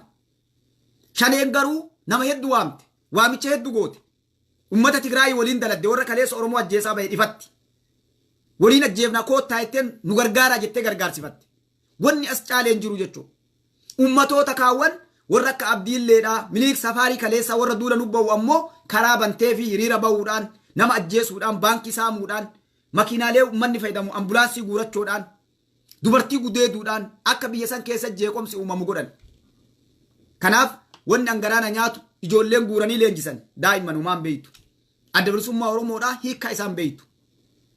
Ni jaalatti kaayoo tanaaf alaabaa tana namuu ni jaalata. Abaa'oon dhugaa kamii abaa'oon dharaa kamii akka addan baafanne warra hayyoota tabiyyee warra kanatu awwaalee mataa Oromoo hidhee taa'an. Akka Oromoo walitti dhuftee abbaa haqaan barree waltajjii tana banuu didan. Osoo balaan kun hin gahin iyyaa baane. Waltajjii haqaa banaa Oromoon nama haqaatiif dharaa addaa baafattu. Oromoon kaayoon tun jirti moo jirtu addaa baafattu inni dadhabne. Amma uummanni Oromoo itti gabbaye. Ammallee ukkaamsanii bira taruu deeman. Oromoon ammoo jabeessa gadhaabaa gaafadha. Kaayoon tun uummanni Oromoodha. Dhaabbolee hunda harkaa fuudhee abbaa ittaa godhatu. Uummanni Oromoo kaayoo tana malee garuu dhaquu hin danda'u. Kaayoon tun ammoo diinaan ajjaa godhamtee jirti. Hadda kaayoo tana namni harkaa qabu Geetaachoo Asaffaati. Oromoon as dhaabbatti jechuudha. Ifa gabbaanii Oromoodhaan nuti maqala ittiin gallee isinillee Finfinnee taa'aa wal dorgomnaa jechaa jiran. Kana hayyamuu qabdu Oromoon maal godhuu qabdi? Kaayoon tun tasabaati. Uummata Oromoo kutaa 11 irratti waggaa 50 dabre kana namni itti kola'e, namni itti du'e, namni itti tana buuteen dhabame. Oromoon yoo hadha lakkoofte keessaa bahuu hin dandeessu. Maqaa kaayoo tanaati. Wanni hadha namni hundinuu harka irra wal dhawutun qeerroolleen hin finne, oppiidiyoolleen hin finne kaayoo ilmaan Oromoo kutaa 11 irraa waggaa 50 hadhaa itti gabbahan firii gaafas facaasan lafa bu'ee dhiiga ilmaan Oromoo gaafas achi yaa'etu yaa'ee Finfinnee dhufee Dr. Abiyyii butee mana mootummaa keessa kaa'ee jechuudha. Hadha garuu dhiiga isaanii Dr. Abiyyii fuudhee 4 kiiloo keessa galche kaan namoonni ammallee waraananii dhiiga san akka inni kiiloo 4 keessaa mana mootummaa san keessaa yaa'ee bosona deebi'u gochaa jiran jechuudha. Kana walitti himuu danda'uu qabna. Qeerroon eenyu namoonni siyaasaa afaan isiniin hidhi. Dhiiga ilmaan Oromoo jedhaa lafa kaayaa. dhiiga ilmaan Oromooti. Abaa ollee eenyullee kennina. Yeroo san Oromoon tokko taatee itti lafaa ol kaati. Yoo abaa'oo himachuudhaan kaayoo tana ifaajuudhaan hadda silaa abaa'oo san godhe jen shan eemi namni jedhu nu. Nama umrii keenya qabsoo uummata Oromoo dirree qabsoo keessa fixe. Takkaan uu jennu agartanii maa hin wallaalle jechuun dandeenyu eenyu nu dura dhaabbatee jedhame. Hin dandeenna jechuudha. Garuu ammoo wanni nu barbaadnu uummanni Oromoo salphina jalaa ba'u. Kaleessallee kanaan manaa baane. Qeerroon fidde abbaan fedhaa fidu. Waan amma nama mataa itti wal addaan qoodan akka namni hin dubbanne godhu akka Oromoon dhaaba siyaasaa arganne barbaadanii qeerroo fide. Qeerroon jirti yaadda hin jirtu. Maal godhu qabdi Oromoon? Gad dhaabbattee sabattee kaayoo tan abbaa itti godhachuu qabdi. Tana beekuu qabdi Oromoon. Tokkummaan Oromoo kan dhufuun qabsoo tana waliin finne. Kana godhuu garuu diina fira adda baafachuu qabdi Oromoon. Eenyu diinni Oromoo ebalu jettee diina adda achi kaa'uu danda'uu qabdi. Eegasi ammoo qabsoo tana waliin finne abbaan kaayoo uummata Oromoo tanatti amane Oromoo waliin jiraata. Kalakki kunnaan taane jedhe abbaa mala dhaadhuu jedhanii. Haganu hadda qabsoon Oromoo as jirti. Namni dhoorku mari'achoo kana nu dhoorku kana godhachoo nu dhoorku jiraan jiru. Mee Dr. Abiyyiin nu haa dhoorku. Uummanni Oromoo hadda osoo Oromoon adda waliin qoodin osoo Oromoon tokkummaa kanaan jirtu osoo Oromoon wanni kun moofaa deema Oromoo. Hawwiin gaafa duraa hiree kan argannu qabnu fadha qabnu gargaari. Amma nama hedduu hamileen bu'aa dhufte qaata akka goommaa qilleensi keessaa ba'u qaata lallaafate namni hedduun abboo garam yaa'aa jirra qaata jedhe. Kalee onnee qaba namni wanta hawwii irraa qaba abdii irraa qaba onneedhaan utaalee lafaa ka'e. Diinni Suudaan si sharafaa deema. Warroonni siyaasaa beekan si sharafanii yeroo kaan si koflaa yeroo kaan si aarsaa yeroo kaan si gammachiisaa yeroo kaan waan gaarii dubbataa yeroo kaan waan hamaa dubbachaa si sharafanii suutaan waan hundaa si harkaa moofsanii gaaf kan keef jettee harki lafa si bu'e garuma ooftaniin oofaamee ooma gootan nu godhaa jetta jechuudha. Hadha osoo uummanni Oromoo hamilee qabu osoo hususiin keessan seenin uummanni Oromoodhaa abboo eenyutu nuun deemuu danda'a kaayoon nu jala deeman nu tam hiree tanaaf fayyadamuu qabna. Oppiidoon dhiyaatullee gara birii nu yaa'uun ni mala. Yaada biraa qabaachuun ni mala. Oromoon dhoorkuu danda'uu qabdi. Hiree argamte kana namni tokkollee akka abbaa ittiin taane godhuu qabdi Oromoon jechuudha. Maaliin qabsootan Oromoo fide jechuun yoo taate eenyu Oromoon summeeti abbaa itti godhuu qaban. Kaayoo takka lama uummanni Oromoo qabatee kaayoo lamaan tanaan hoodhaa kaayoo teenya. Nu jabeessa itti gaafatama qabdan jechuu qaban. Kanaaf ilmaan Oromoodhaa namoonni siyaasaa irraa ala ta'anii siyaasaa quba kakkaanillee dhaabadha gar takka. Umar Suleeman maal jedhe? Yoo kan as gori yoo kan achi gori jedhe gar takka goraa. Qabsoo Oromooti goruu achi baatanii ija qixaatiin uummata Oromoodhaa Oromoo ija takkaan laaltanii ka ebalu hin jedhin. Xiinxallaan siyaasaa nama tokko ebaltu akkas dalage ebalu hin jedhu dhugaa dubbata. Abbaa fedhe haa ta'u haadha isaa haa ta'u abbaa isaa haa ta'u ebalu balleessite dhugaa san kaa'u. Nama siyaasaa taatan siyaasa goraa. Kaayoo teessan namni haa beeku. Tokko rakkoon bira jiru warri Oromoo mataa waliin dhahaa jiru warra akkasiiti. Kanaaf tana yoo sirraa'e yoo Oromoon kaayoo fi abbaa itti godhatte keessaayyuu kaayoo adda bilisummaa Oromoodha. Manguddichi keenna Harargee irraa dubbate sun abbaa qabsooti dhugaa jirtu Oromoo lafa kaa'e. Eenyu namni Oromoon jala deemtu adda bilisummaa Oromoon ni jaalatti. Namuu dhoorkuu hin danda'u. Nu kalee isinitti himnee gaafa ambi dhagaa nurratti haru uummanni Oromoo hunduu aabaa'oodhaa isiniin jenne. Kanaaf uummanni Oromoo aabaa'o kaayoo takkallee hin fedhu oppiidiyoollee ittiin cinqamina balaan isin ittiin bu'in. Gar takka Oromoo yoo gara biriin itti deemtan biyya tana diiddan isinillee. Kaayoon Oromoon jaalattu aabaa'o. Isinis aabaa'oo ta'a ijoollee baratte new generation nama lafaa dhufaa kaayoo tana fuudhaa achi kenna. Umar Suleeman dhugaa keeti. Umar Suleeman dubbii fixee jira. Namni dhaabbolee siyaasaatiin yaa'u deemu hundi isaatu cambama. Ilmaan Oromoodha. Nama dhugaa qabu namni irraa waa dhagaan jiru. Nama na argi jedhu biyya laaqu jira. Oromoon eenyu namni haqaa. Lubbuun jirra isiniin jenne. Namarraa isiniin gaafan. Kitaaban garagalchinu. Sammuu ta'enna keessatti ebaluu yakka dalage ebaluu qulqullu isiniin jenne. Nama yakka dalagellee warrumanu yakka daladdan jedhanii kanatu yoo ay yakka dalage yoo an Daawudii yakka daladde jedhee Mustafaallee yakka dalage guyyaa akkasii yakka dalagee waliin jenne. Oromoon nama asirraa qulqulluu bahe fuutee kaayoo itti kennatti jechuudha.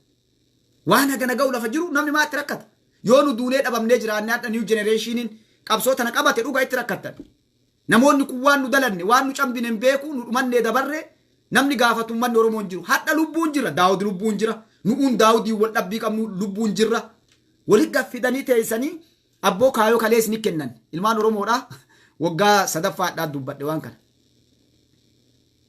Atlaantaan waan kana qofa sirreessu hadha silaa Oromoon bakka tanan dhattu mataan walitti buunee hadha illee teenneen boon uf duba deebinee amma ilmaan wallaggaatiif gujiin hadha gartee rasaasaan hin dhumattu namni ni dhamu hadha silaa ijoolleen kalee hidhaa baatee hidhatti hin dachaatu garuu warroonni siyaasaa ofii dalagachoo deeman hiree argamtanaaf fayyadamuu waan deemaniif waltajjii nu dhorkan ammallee ka jiru jaarsi amma raggee keessaa dubbate kun dubbii haqaa Oromoo lafa kaa'e yoo tanatti hin fayyadamin achuma dhaabbanna yoo gabbaye namni amma maal jechoo jira dhaabbolee siyaasaa oppiidoo walii galantu oppiidoo kakaasee oppiidoo nurra duulchisaa jiraa jedhan mee namni gabbaye doktoroonni warraa hayyoonni dhaabni namoonni hadha silaa gurbaa nama dubbate kun nama silaa dhaaba nama waa baratee nama dhaaba kana keessatti silaa hadha taayitaa guddaa qabu wanni inni haasawu waan dhaaba siyaasa tokko irraan eeggamne yoo eenyutu akkas jedhee jedhaniin maaliree wanni biraa siin jedha malee ebaluu jechuu hin danda'u maaliif namni gabbayee oppiidoon deemii loli yookaan ammoo fincila tokko biyya keessa kaasee shaneen baduu qabdi jedhee namni gabbayee dubbatee gadhaan dhageenya miidiyaa irratti illee sooshaal miidiyaa jara warri gabbayee dhagarte kaaniin gantuu jedhaa kaaniin maalii jechaa kaaniin garee jechaa laaqu jiruuf Oromoo mataa waliin dha'u jiru isaanii jechuu kanaaf ummanni Oromoo kana argee qulqulleeffatee ilmaan Oromoo sintin dheeradhu achaala adda baasuu qaba ammoo wanni ani isinii ammallee shaneen baduu ilaalina yoo shaneen badde yoo ummanni Oromoo sirreessin shanee biraattu gabba'uu deema ummanni Oromoo akka walitti hin taphanne kaayoo adda bilisummaa Oromoo ta namni akka salphaan laala kaayoo namni gadhiisuu hin dandeenye balleessuu illee hin dandeenye maqaa kaayoo tanaatiin daldaalli akka hin deemne ammoo shaneen isin himnee jirra jawwee daawud ibsaatiif ijoolleen amma biyya keessa olii gad deemtee waa makiinaa saamtee dubartii gudeeddee baankii saamtu tunniin ala kana jira motorri warra sossoosu doktoroonni warraatiif profeesaroonni waldaa ala kana jiran kanaadaa jiran Awustiraaliyaa Ameerikaa jiran isaan yoo ta biyya keessaa hidhanii qulqulleessanii gad deebi'an ta biraa ijaaranii Geetaachoo Asaffaa waliin Suudaanii ol dhaqan jechuudha biyya tana jeequmsa jalaa baasuun barbaadu warra kanaaf ummanni Oromoodhaa dhaaba isaa kaayoo isaa beekee nama jala deemuuf waajjira bakka jiru beekee ummanni Oromoodhaa ABO'n kana jedhee namni dhaaba saniin deemu waraanni kiyya as jira yoo waraanni jiraate yookaan waraannu moora gala shaneen Oromoo irra deebi'ee siniima Oromoo waan hin beekne dhageettiin isitti himaan jiru ati hin beeknu namarraa Oromoo waa dhaga'uu barbaaddullee I think yoo amma Dr. Abiy waa dubbate irraa dhageettan waa'ee shanee beekaarraa hin beeku jawaariyoonni dubbate irraa dhaga'uu barbaaddan beekaarraa hin beeku nu'uu hundee eenyu namni haqaa kaayoon tun akkamitti diigamte eenyu diige beeynu garuu as garagalee namni hin laalu silaa ka aadaan Oromoon kalee qabdu namni qabullee barabbaan murtiidhaa yeroo badiifama jarri tun dhiyaatte amma fakkeenyaaf warra shaneedhaa hoogganoota isaanii qaban kana abbaan murtii yoo dhiyeessee nuti barbaada beeytu hoogganoota kaleessaa adda bilisummaa Oromootti ragaatti ba'uu qaba garuu gaafa isaan mana hidhaatti kaleessan koortitti ragaaf itti nama waamuun indala iddoo akkasitti hin eegina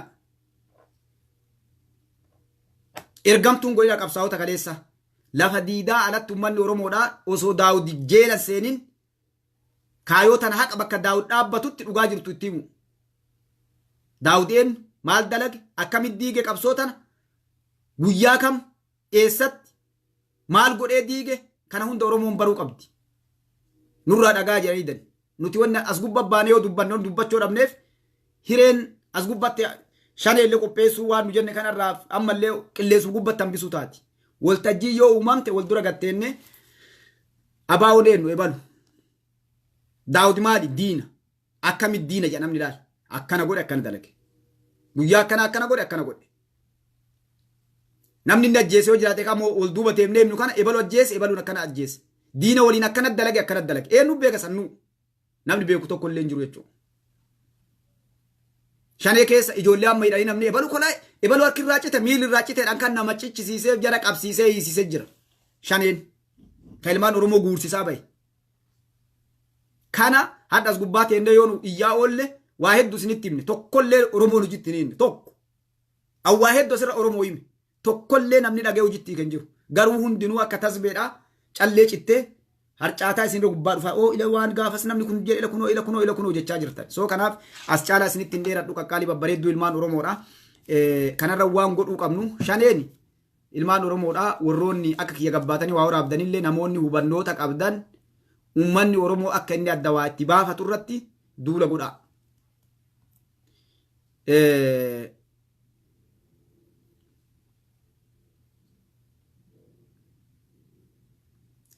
Yaa isaan namoonni deemaa jiraniin ilmaan Oromoo ni beeku qabdan ammallee warra akka kiyya gabbayee waa waraabu kana laayivii seenee waraabu kanniin shaneef nama shaneef dalagaa tureef nama sabaaf dalagaa ture jira sanillee adda baafadha. Tokko bakki dogongorri sirraa seenuu jirtan achi. Ka sadaffaa nama kaayoo adda bilisummaa Oromoo tana balleessuuf deemullee jira. Oromoo kaayoon ala godhu. Kanaaf sabni Oromoo maal godhu qabdi nama kaayoo Oromoodhaa tana seenaa guddaadha kaayoo adda bilisummaa Oromoodhaa. Addunyaan anaasi caalaa maalummaa waan kanaa beeyti. Anaafati garuu hin beenu namni hedduun amma seenaa tana kalaaftuu ilaala. Hiree biyya sadaffaa ilmaan Oromoo alatti hin baate hiree tana bane. Oromoo uummanni jedhu jiraachoo hiree kaayoo tana bane adda bilisummaa Oromoo bane. Afaan qabaachoo, aadaa qabaachoo, biyya qabaachoo, alaabaa qabaachoo kan bane adda bilisummaa Oromooti. Nam tokkollee addunyaa keessa galmaa'ee jira. Ummata biyya qabu, ummata biyya san gabroome, eenyuun akka gabroomne laayisensiin kennamee addunyaa keessatti warroota Oromiyaa laaqaa jiran kana maandeenni Jeneevaa irraa ka namoonni gartee dhaabbilee siyaasaa qabsoo ittiin godhan kenname jechuudha. Tapha si'a namni hedduun hiree biyya laati deemtee keette kana hunda kaayoo tanatti amanuudhaan addunyaan kennite. Garuu namoonni kaayoo kana geette tana ta Oromoo beeksifte yoo ta'u OPDO nattee gaafatte namni tokko siin kennu wanna beekumsa. Dhaaba Oromoo jechuudhaan siin kennan. Paartii TPLF ijaartee beekan boojamtoota warraa haqallee akkasuma. Register ta'anii wanna irra qaban hin qaban. Kanaaf deengada gaafa maqaa jijjiiratan kaayoo jirachuu dhabanii achi deeban jechuudha. Hin dandan beeksisuu qaban himuu qaban dhaaba Oromoo jedhanii. Kanaaf kaayoo tana jabeeffachuu qabdi Oromoon. Dhaabbileen siyaasaa kuuwwan hundinuu beekumsa adda bilisummaa Oromoo addunyaa bira qabuun qaban. Sinigalee kanaaf kaayoo tana isin harkaa dhaamsuu deeman. OPDO illeen dhaamsitee ka ufii tana baafachuu deemti.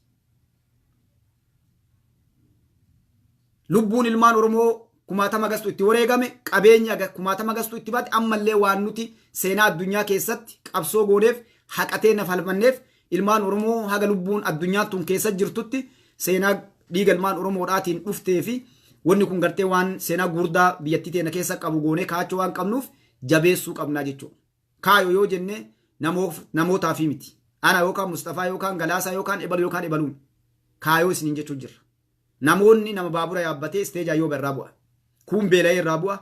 Kun dheebotee irraa bu'a. Kun madaa'ee irraa bu'a. Kun dadhabee irraa bu'a. Kun yaada jijjiirata.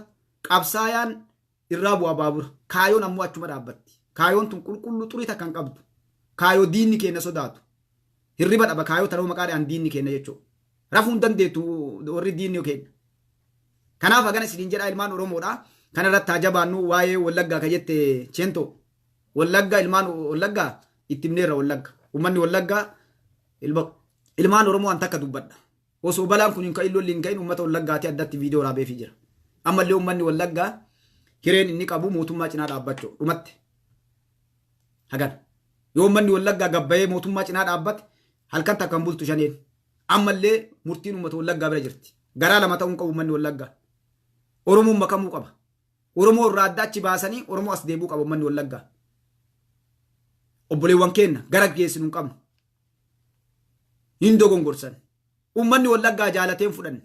Humnaan fudhachiisan hiree biriin qabu. Hadhallee uummanni Wallaggaa cinqii keessara. OPDO illee dhatteeti mooraanni federaalli illee taphachuu jira. Keeyrii dalagee keessaa baay'een seenaa. Hinaata hin saamanii ajjeesa dubartii gudeeda waa hundaa godha. Isaan illee gamasiin shanee illeen akkas gooti. Mootummaa akkas nu himte akkas goote maal goote ebaluun akkana qabsiifte karaa kana baateedheet uummanni Wallaggaa cinqii keessara. Rasaasni jara lamaan jidduu deemullee jara jidduu nyaata. Shaneen ammoo dhageettii horachoo magaalaa dhuftee waraana dhukaastee fiiddee keessanitti. Waraanni gattaa'ee nama karaa fiigullee mataa dha'ee lafa buusa. Anallee yoo ta'e nama fuutti jedhe nadhaa jedhee dhayaa uummanni akkasitti dhumachuu jira. Shaneen uummataa yaaduu dhabuun kana uummanni Wallaggaa kana laaluu qaba jechuudha. Uummanni Wallaggaa fitna addaa keessa jira rabbi keessaa baasu. Uummata Wallaggaa waan biraas ni goonu hin qabnu. Du'aayis ni goona. Ammoo murtiin uummata Wallaggaa gabbahanii yoo dhugaan jijjiirama uummata Oromootitti hodhan yeroo takka uummanni halkan takka ganama takka gabbahee hin barbaannu Shanee yoo inni jedhe dubbiin dhumatte. Aye. Dubbiin dhumatte jechuudha. Uummata Wallaggaati hireen inni qabu agas. Hin barbaannu yoo uummanni Wallaggaa jedhe addaan galte gabaan. Rifaatuudhaan qawween harka lafa duuddi ijoollee. Kana godhuu danda'u qabu uummanni Wallaggaa.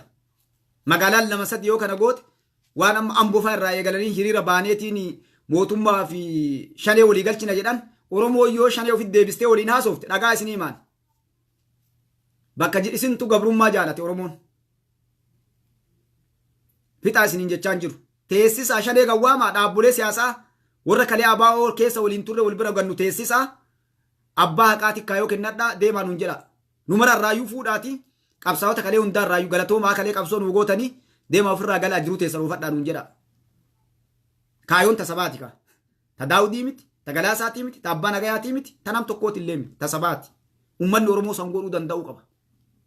Gaafas nama 3 agaba. Nama 3 agabsitan.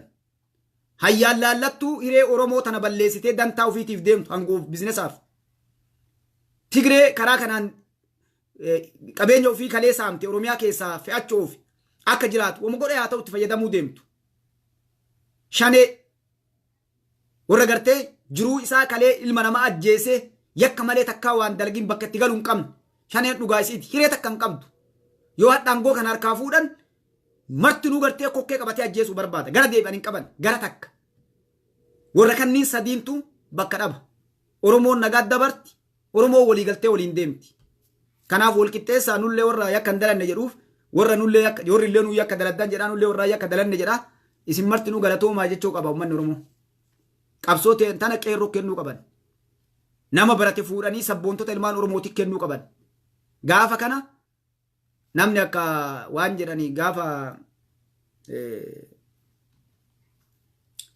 Dajjal gaafa dhufe yeroo nabi isaan bu'ee inni gartee isa arge baqee dabreedhan osoo inni tunne baquu eegala jedhan. Shanee yoo hiree kana godhan ni baqti. Namni hedduu onne dhaabbatee dhumate jechuudha. Maalinnaan garri deebi'an takka hin jiru takka. Asmaraan cufamte. Paaspoorri harkaa qaban ka Jeneebaati.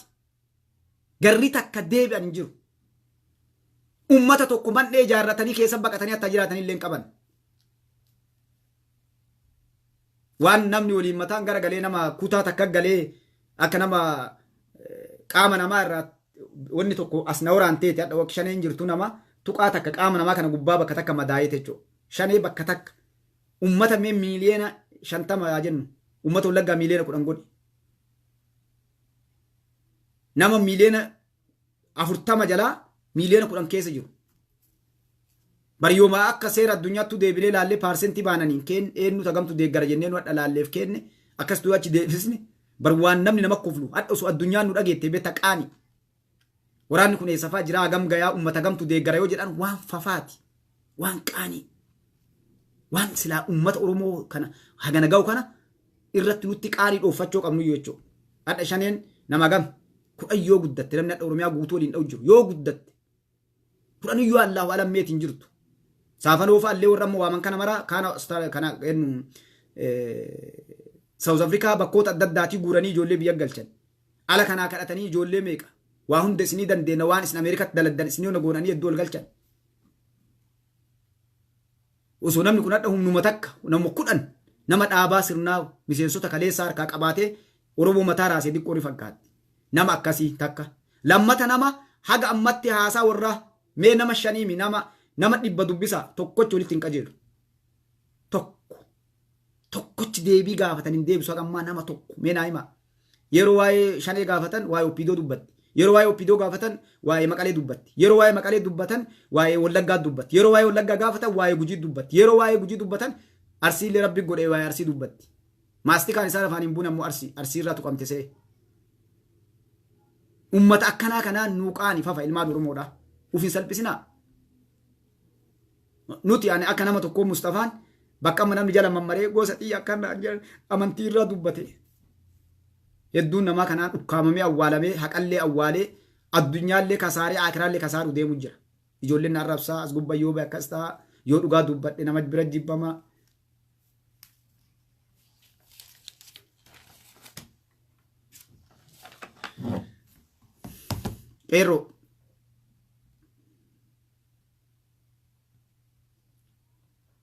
Qeerroon Oromoodha. Silaadha namni findigee waan kana mara gabbaasee dhugaa jala deemu qeerroo. Akka dhiiraa kalee gabbaatee bookkistee qabsoo gootee akka dhiiraa ammoo amma isinii mataa mammartanii asii achi facaatan isin argaa jechuudha. Hadha guyyaan kun silaa keessan ture. Namni itti taphachaa jira ka qawwee fuudhellee isin namni hadha gabbahee Oromoolee mataa waliin dhaa jiru isin ta'ee mul'ate amma jechuudha. Manguddoon namoonni kalee qabsoo godhan hayyoon shanee tokkollee itti galee waa waliin hin goone jechuudha. Marroo fa'a amma namoonni hedduun goota godhee hayyuu godhee qabsaayaa godhee namni beektaa ulaagaa itti ajajaa waraanaa ta'uuf itti gaafatan fudhatee waa kaa'u qaba. Hadha waan san ulaagaa sanii bakka sana dhaquu hin dandeenye ajajaa waraanaa dha marroo jedhan.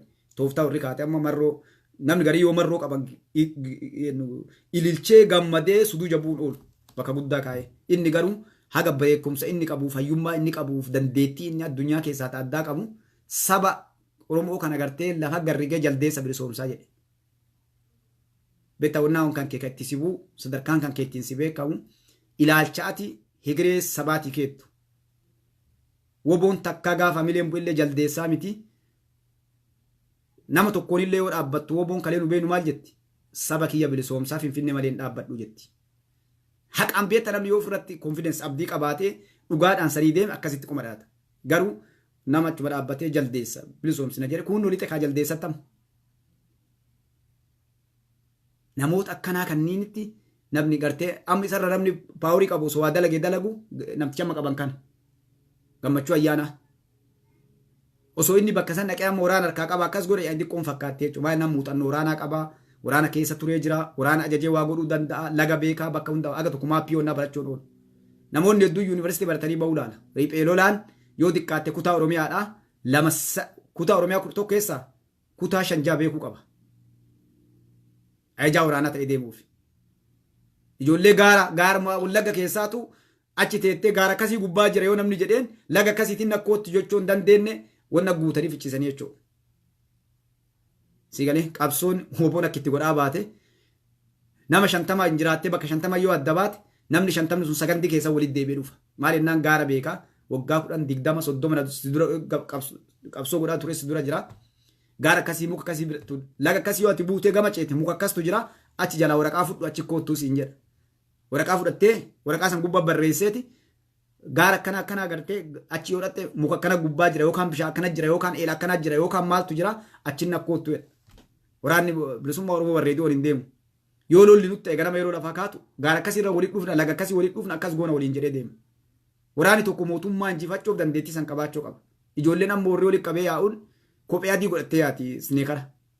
Joordaanii fonnaa godhattee qabsoo godhuu yaati jechuudha. Harka ol xuruurtee akka waraana mootummaatiitti asirra rattee deemti. Reenjarii illee uffanne takka akkas hin godhanne nu. Maal naan danqaraa keessa hartaa qaama kee kana yoo dandeette dasee itti martee deemta.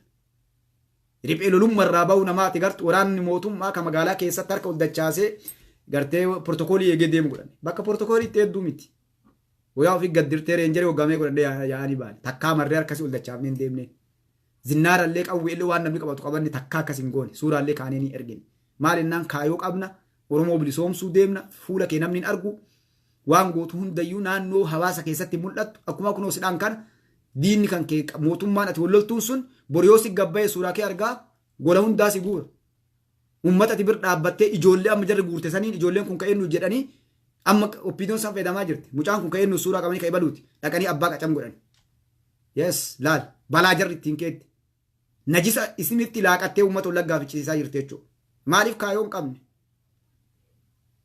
Sigalee.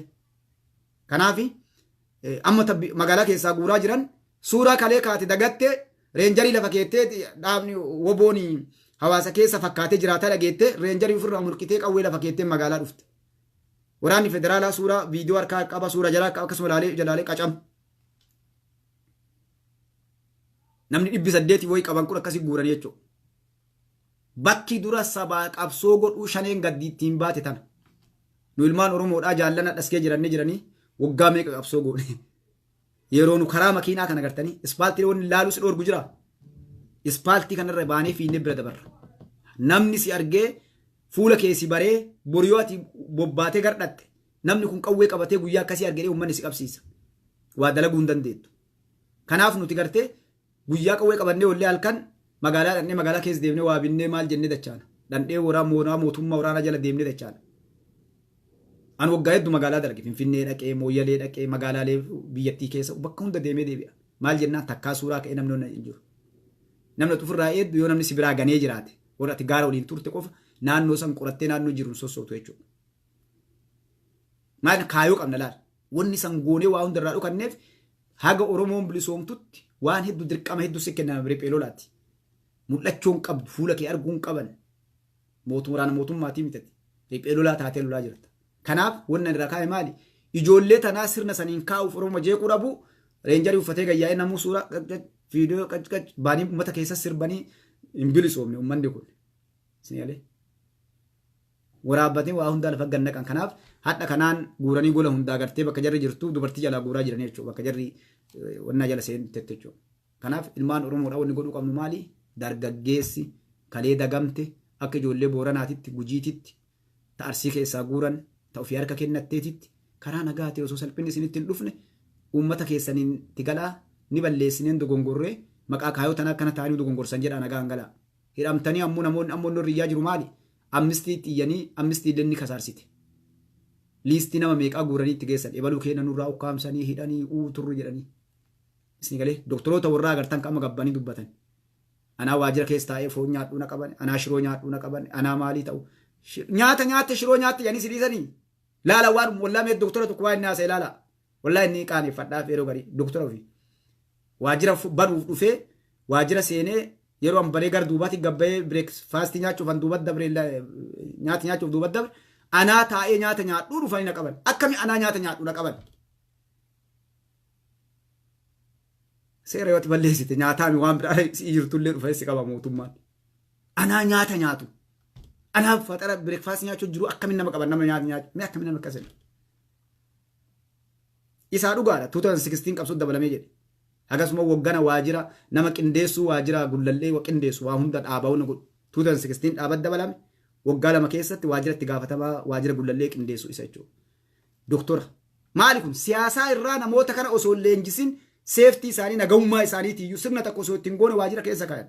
Namni sun amma naqaban dhugaadha seeftii osoo amma dhufanii naqabanii waraqaa waamichaa natti hin kennine gartee osoo fixee agana jechuudha. Kanaaf namni akkas ta'uun qabu ilmi namaa. Namoota kana uummanni Oromoo hadha hedduun ijoolleen dagamtee hogganoota kennaa hayyoota ufiyyuu seef godhuu akka itti waa ofirraa dubbatanu akka itti saba amansiisanu akka itti mootummaa madda lolaa jiru kana itti ofirraa amansiisanuu hin qaban. Deesmaarti mootummaan dhaqee telefoona inni qabuufi waan warri aga dhaqee dalage telefoonota warraa hundarraa fuudhee gadhiise inni illee sanuma jedhe telefoona keenyarraa fuudhanii filaayi diiskii keenyarraa fuudhanii koppii irraa godhatanii akka kennanii jedhe saniif qabe warri. Maal jennaan daataa warra isa qunnamu waan dalagaa waa warri haasa'e irraa fuudhanii gadhiisan hidhuun barbaada. Maas hidhanii jedhanii gaafan na hidhanii deem jedhanii ganna dhiisanii. Maa deem jettanii ganna dhiiftan maa na qabdan jennaan namni isin si qabe federaala asis hidhee. Isin maaliif na sakattaatarree jennaan sakattaa jennee isin sakattaanee warri kaa'ee irraa nuu fuudhaa waa inni harkaa qabu koppii godhaa jedhaniin ajajatti kenne federaala poolisa jechuudha. Maaliif akkas godhe istaandardii warraatiif yoo riboonnoota siyaasaa qabaatee agas gahe si galee akkas hin godhan. Namoota akkanaa kana ilmaan Oromoo gartan waraana bilisummaa Oromoodhaa ilmaan Oromoodhaa dhiifama waan iddoo anammoo yeroo qabaadhee yeroo biraa isinii jechuudha. Nuti Tigree harkaan nu qabdee bira seennee Tigree wallaahi Oromoo lubbuun taphannee biraa deemna. Dayinnatii Tigreedhaa.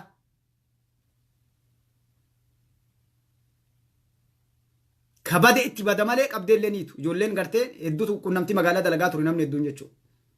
guyyaa hedduu yellaa irratti bakka dalaggaati magaalaa keessatti Tigree yoo nu qabde achuun bira dhaabbattee ibsaa caaccuu fara bijennataan isaa qananiisu ibsaa caaccuu yaa namni hedduun ni beekaa namni san beeyin hin jiru nama mandhee biyya keessaa ijaaree waa hedduu dalage isaa daawwattu fa'aatu nyaateeni ibsaa caaccuu isuma itti manii ijoolleen ganti kunoo ibsaa caaccuu kana jedhanii warri illee itti mee uffata akkasii uffata ibsaa caaccuu jedhanii Tigreen harkaan qabde chaachuu jettiin maqaa isaa bittee ajajootaaf warri itti kaada hinnatiin wayyaanee walii galatti beetti chaachuu jettiin qabdee chaachuu hanteene jetteen qabdee ila kuunnoo san jedhee qal'a inni nama qal'a rabbi isaa araaramu nama qal'a ila kuunnoo chaachuun san jedheeni barda hinnati warratti kaaka waa hunda liqimsee gadiinsi taa'u ila kuunnoo chaachuun san jedheen nama qal'a akkasuma dhufteef nama isa fakkaatu kabiraa haga namni waa baratee onna dhubeeyta kuunnoo san jedheen nu jalaa dabre jetteen ummata keessaa wani buf jala yeroo jarri kaan kokkee qabattee fuutu chaachuun lixe biyyi ka qabsiise kun waan jedhen biyyeen sinaa nyaattu barchaachuu maa gadhiiftan ka duraa qabdan san yeroo jarri ol fiiddee ga'u taaltu chaachuun qaata karaa bu'e akkasii dalatti dhiirti laal namoota akkasiisan ka Tigreen dadhabde daawud nyaati nama Tigreen dadhabde jechuudha. Kanaafuu akkasii ilmaan Oromoodha waa'ee dheeraadha wanni kun yoo haasan keessaa ba'uu hin danda'anii lafa dheertuu namaan deemti rabbi umrii sinaa dheeressuu qaqqaalii babbareedduu ilmaan Oromoodha. Kanaaf daddarri ofitti hin taphatina warri kaayoo tana jaalattan ofitti hin taphatina kaayoo abbaa yoo barbaaddan isinitti nama jala deemtan dhaabbolee siyaasaa jiru galaasaallee dhiyeennu akka ta'e nurraa gaafadha abbaa nagaallee dhiyeennu akka ta'e nurraa gaafadha daawudullee dhiyeennu akka ta'e nurraa gaafadha yoo namni dhugaa feetan jechuudha nama dhugaa fedhuun jedha nama dhugaa haqasan ummata bilisummaa Oromootitti ta'uun jedha kaanii miti. Kana alatti yoo kanan ta'in ammoo ufitti illee taphatinaa ilmaan teessanitti illee taphatinaa Oromoon hiree argamte kanatti illee taphatinaa shaneen nama gurgurachuu gubban nambar 1 daawud ibsaadha maaliif nama warra haalaan leenji'ee barate ala kana ciisaaf doktoroon kan akkatti Oromoo mataa waliin itti dhaan waan godhuu qaban ittiin dalagantu jira kanas nin jedhaa qeerroon tiyya dardarraan ulfaadha galatooma rabbi umrii sinaa dheeressuu rabbii warra gartee duniyaatti illee akiratti illee milkaa'u rabbi sinaa godhu rabbiin gartanii ilmaan Oromoo hunda kennaa rabbii warra haqarra dhaabbatee dhugaa dalagee bilisummaa uummata Oromooti ittiin waan danda'u dalaga rabbiin haa godhu beeksisa lama qaba tokko waa'ee jaalgishuu irratti warri goofandii poost isinii godhee ture marraa hedduu itti waan darbin ayidoon isin caqasaa jirraa itti nu darbaa boruu ammoo sagantaa yoo rabbi biraa taate jaallan waliin nama tokkollee yoo ta'e lamallee yoo ta'e waliin haala kanarraa mee inshaallah yoo isin amilee qabaattanii onnattan namni hedduun ka'amma kun namootuma biyya Ameerikaa baal kanneen jiru malee warri ijoolleen biyya Arabaa raftee jirti yoo rabbi biraa ta'e inshaallah rabbi nagaan nu haa bulchu sagantaa akkasiitiin dhiyaannaa waa'ee jaalgishuu san goofandii namoonni darbitan namni ammallee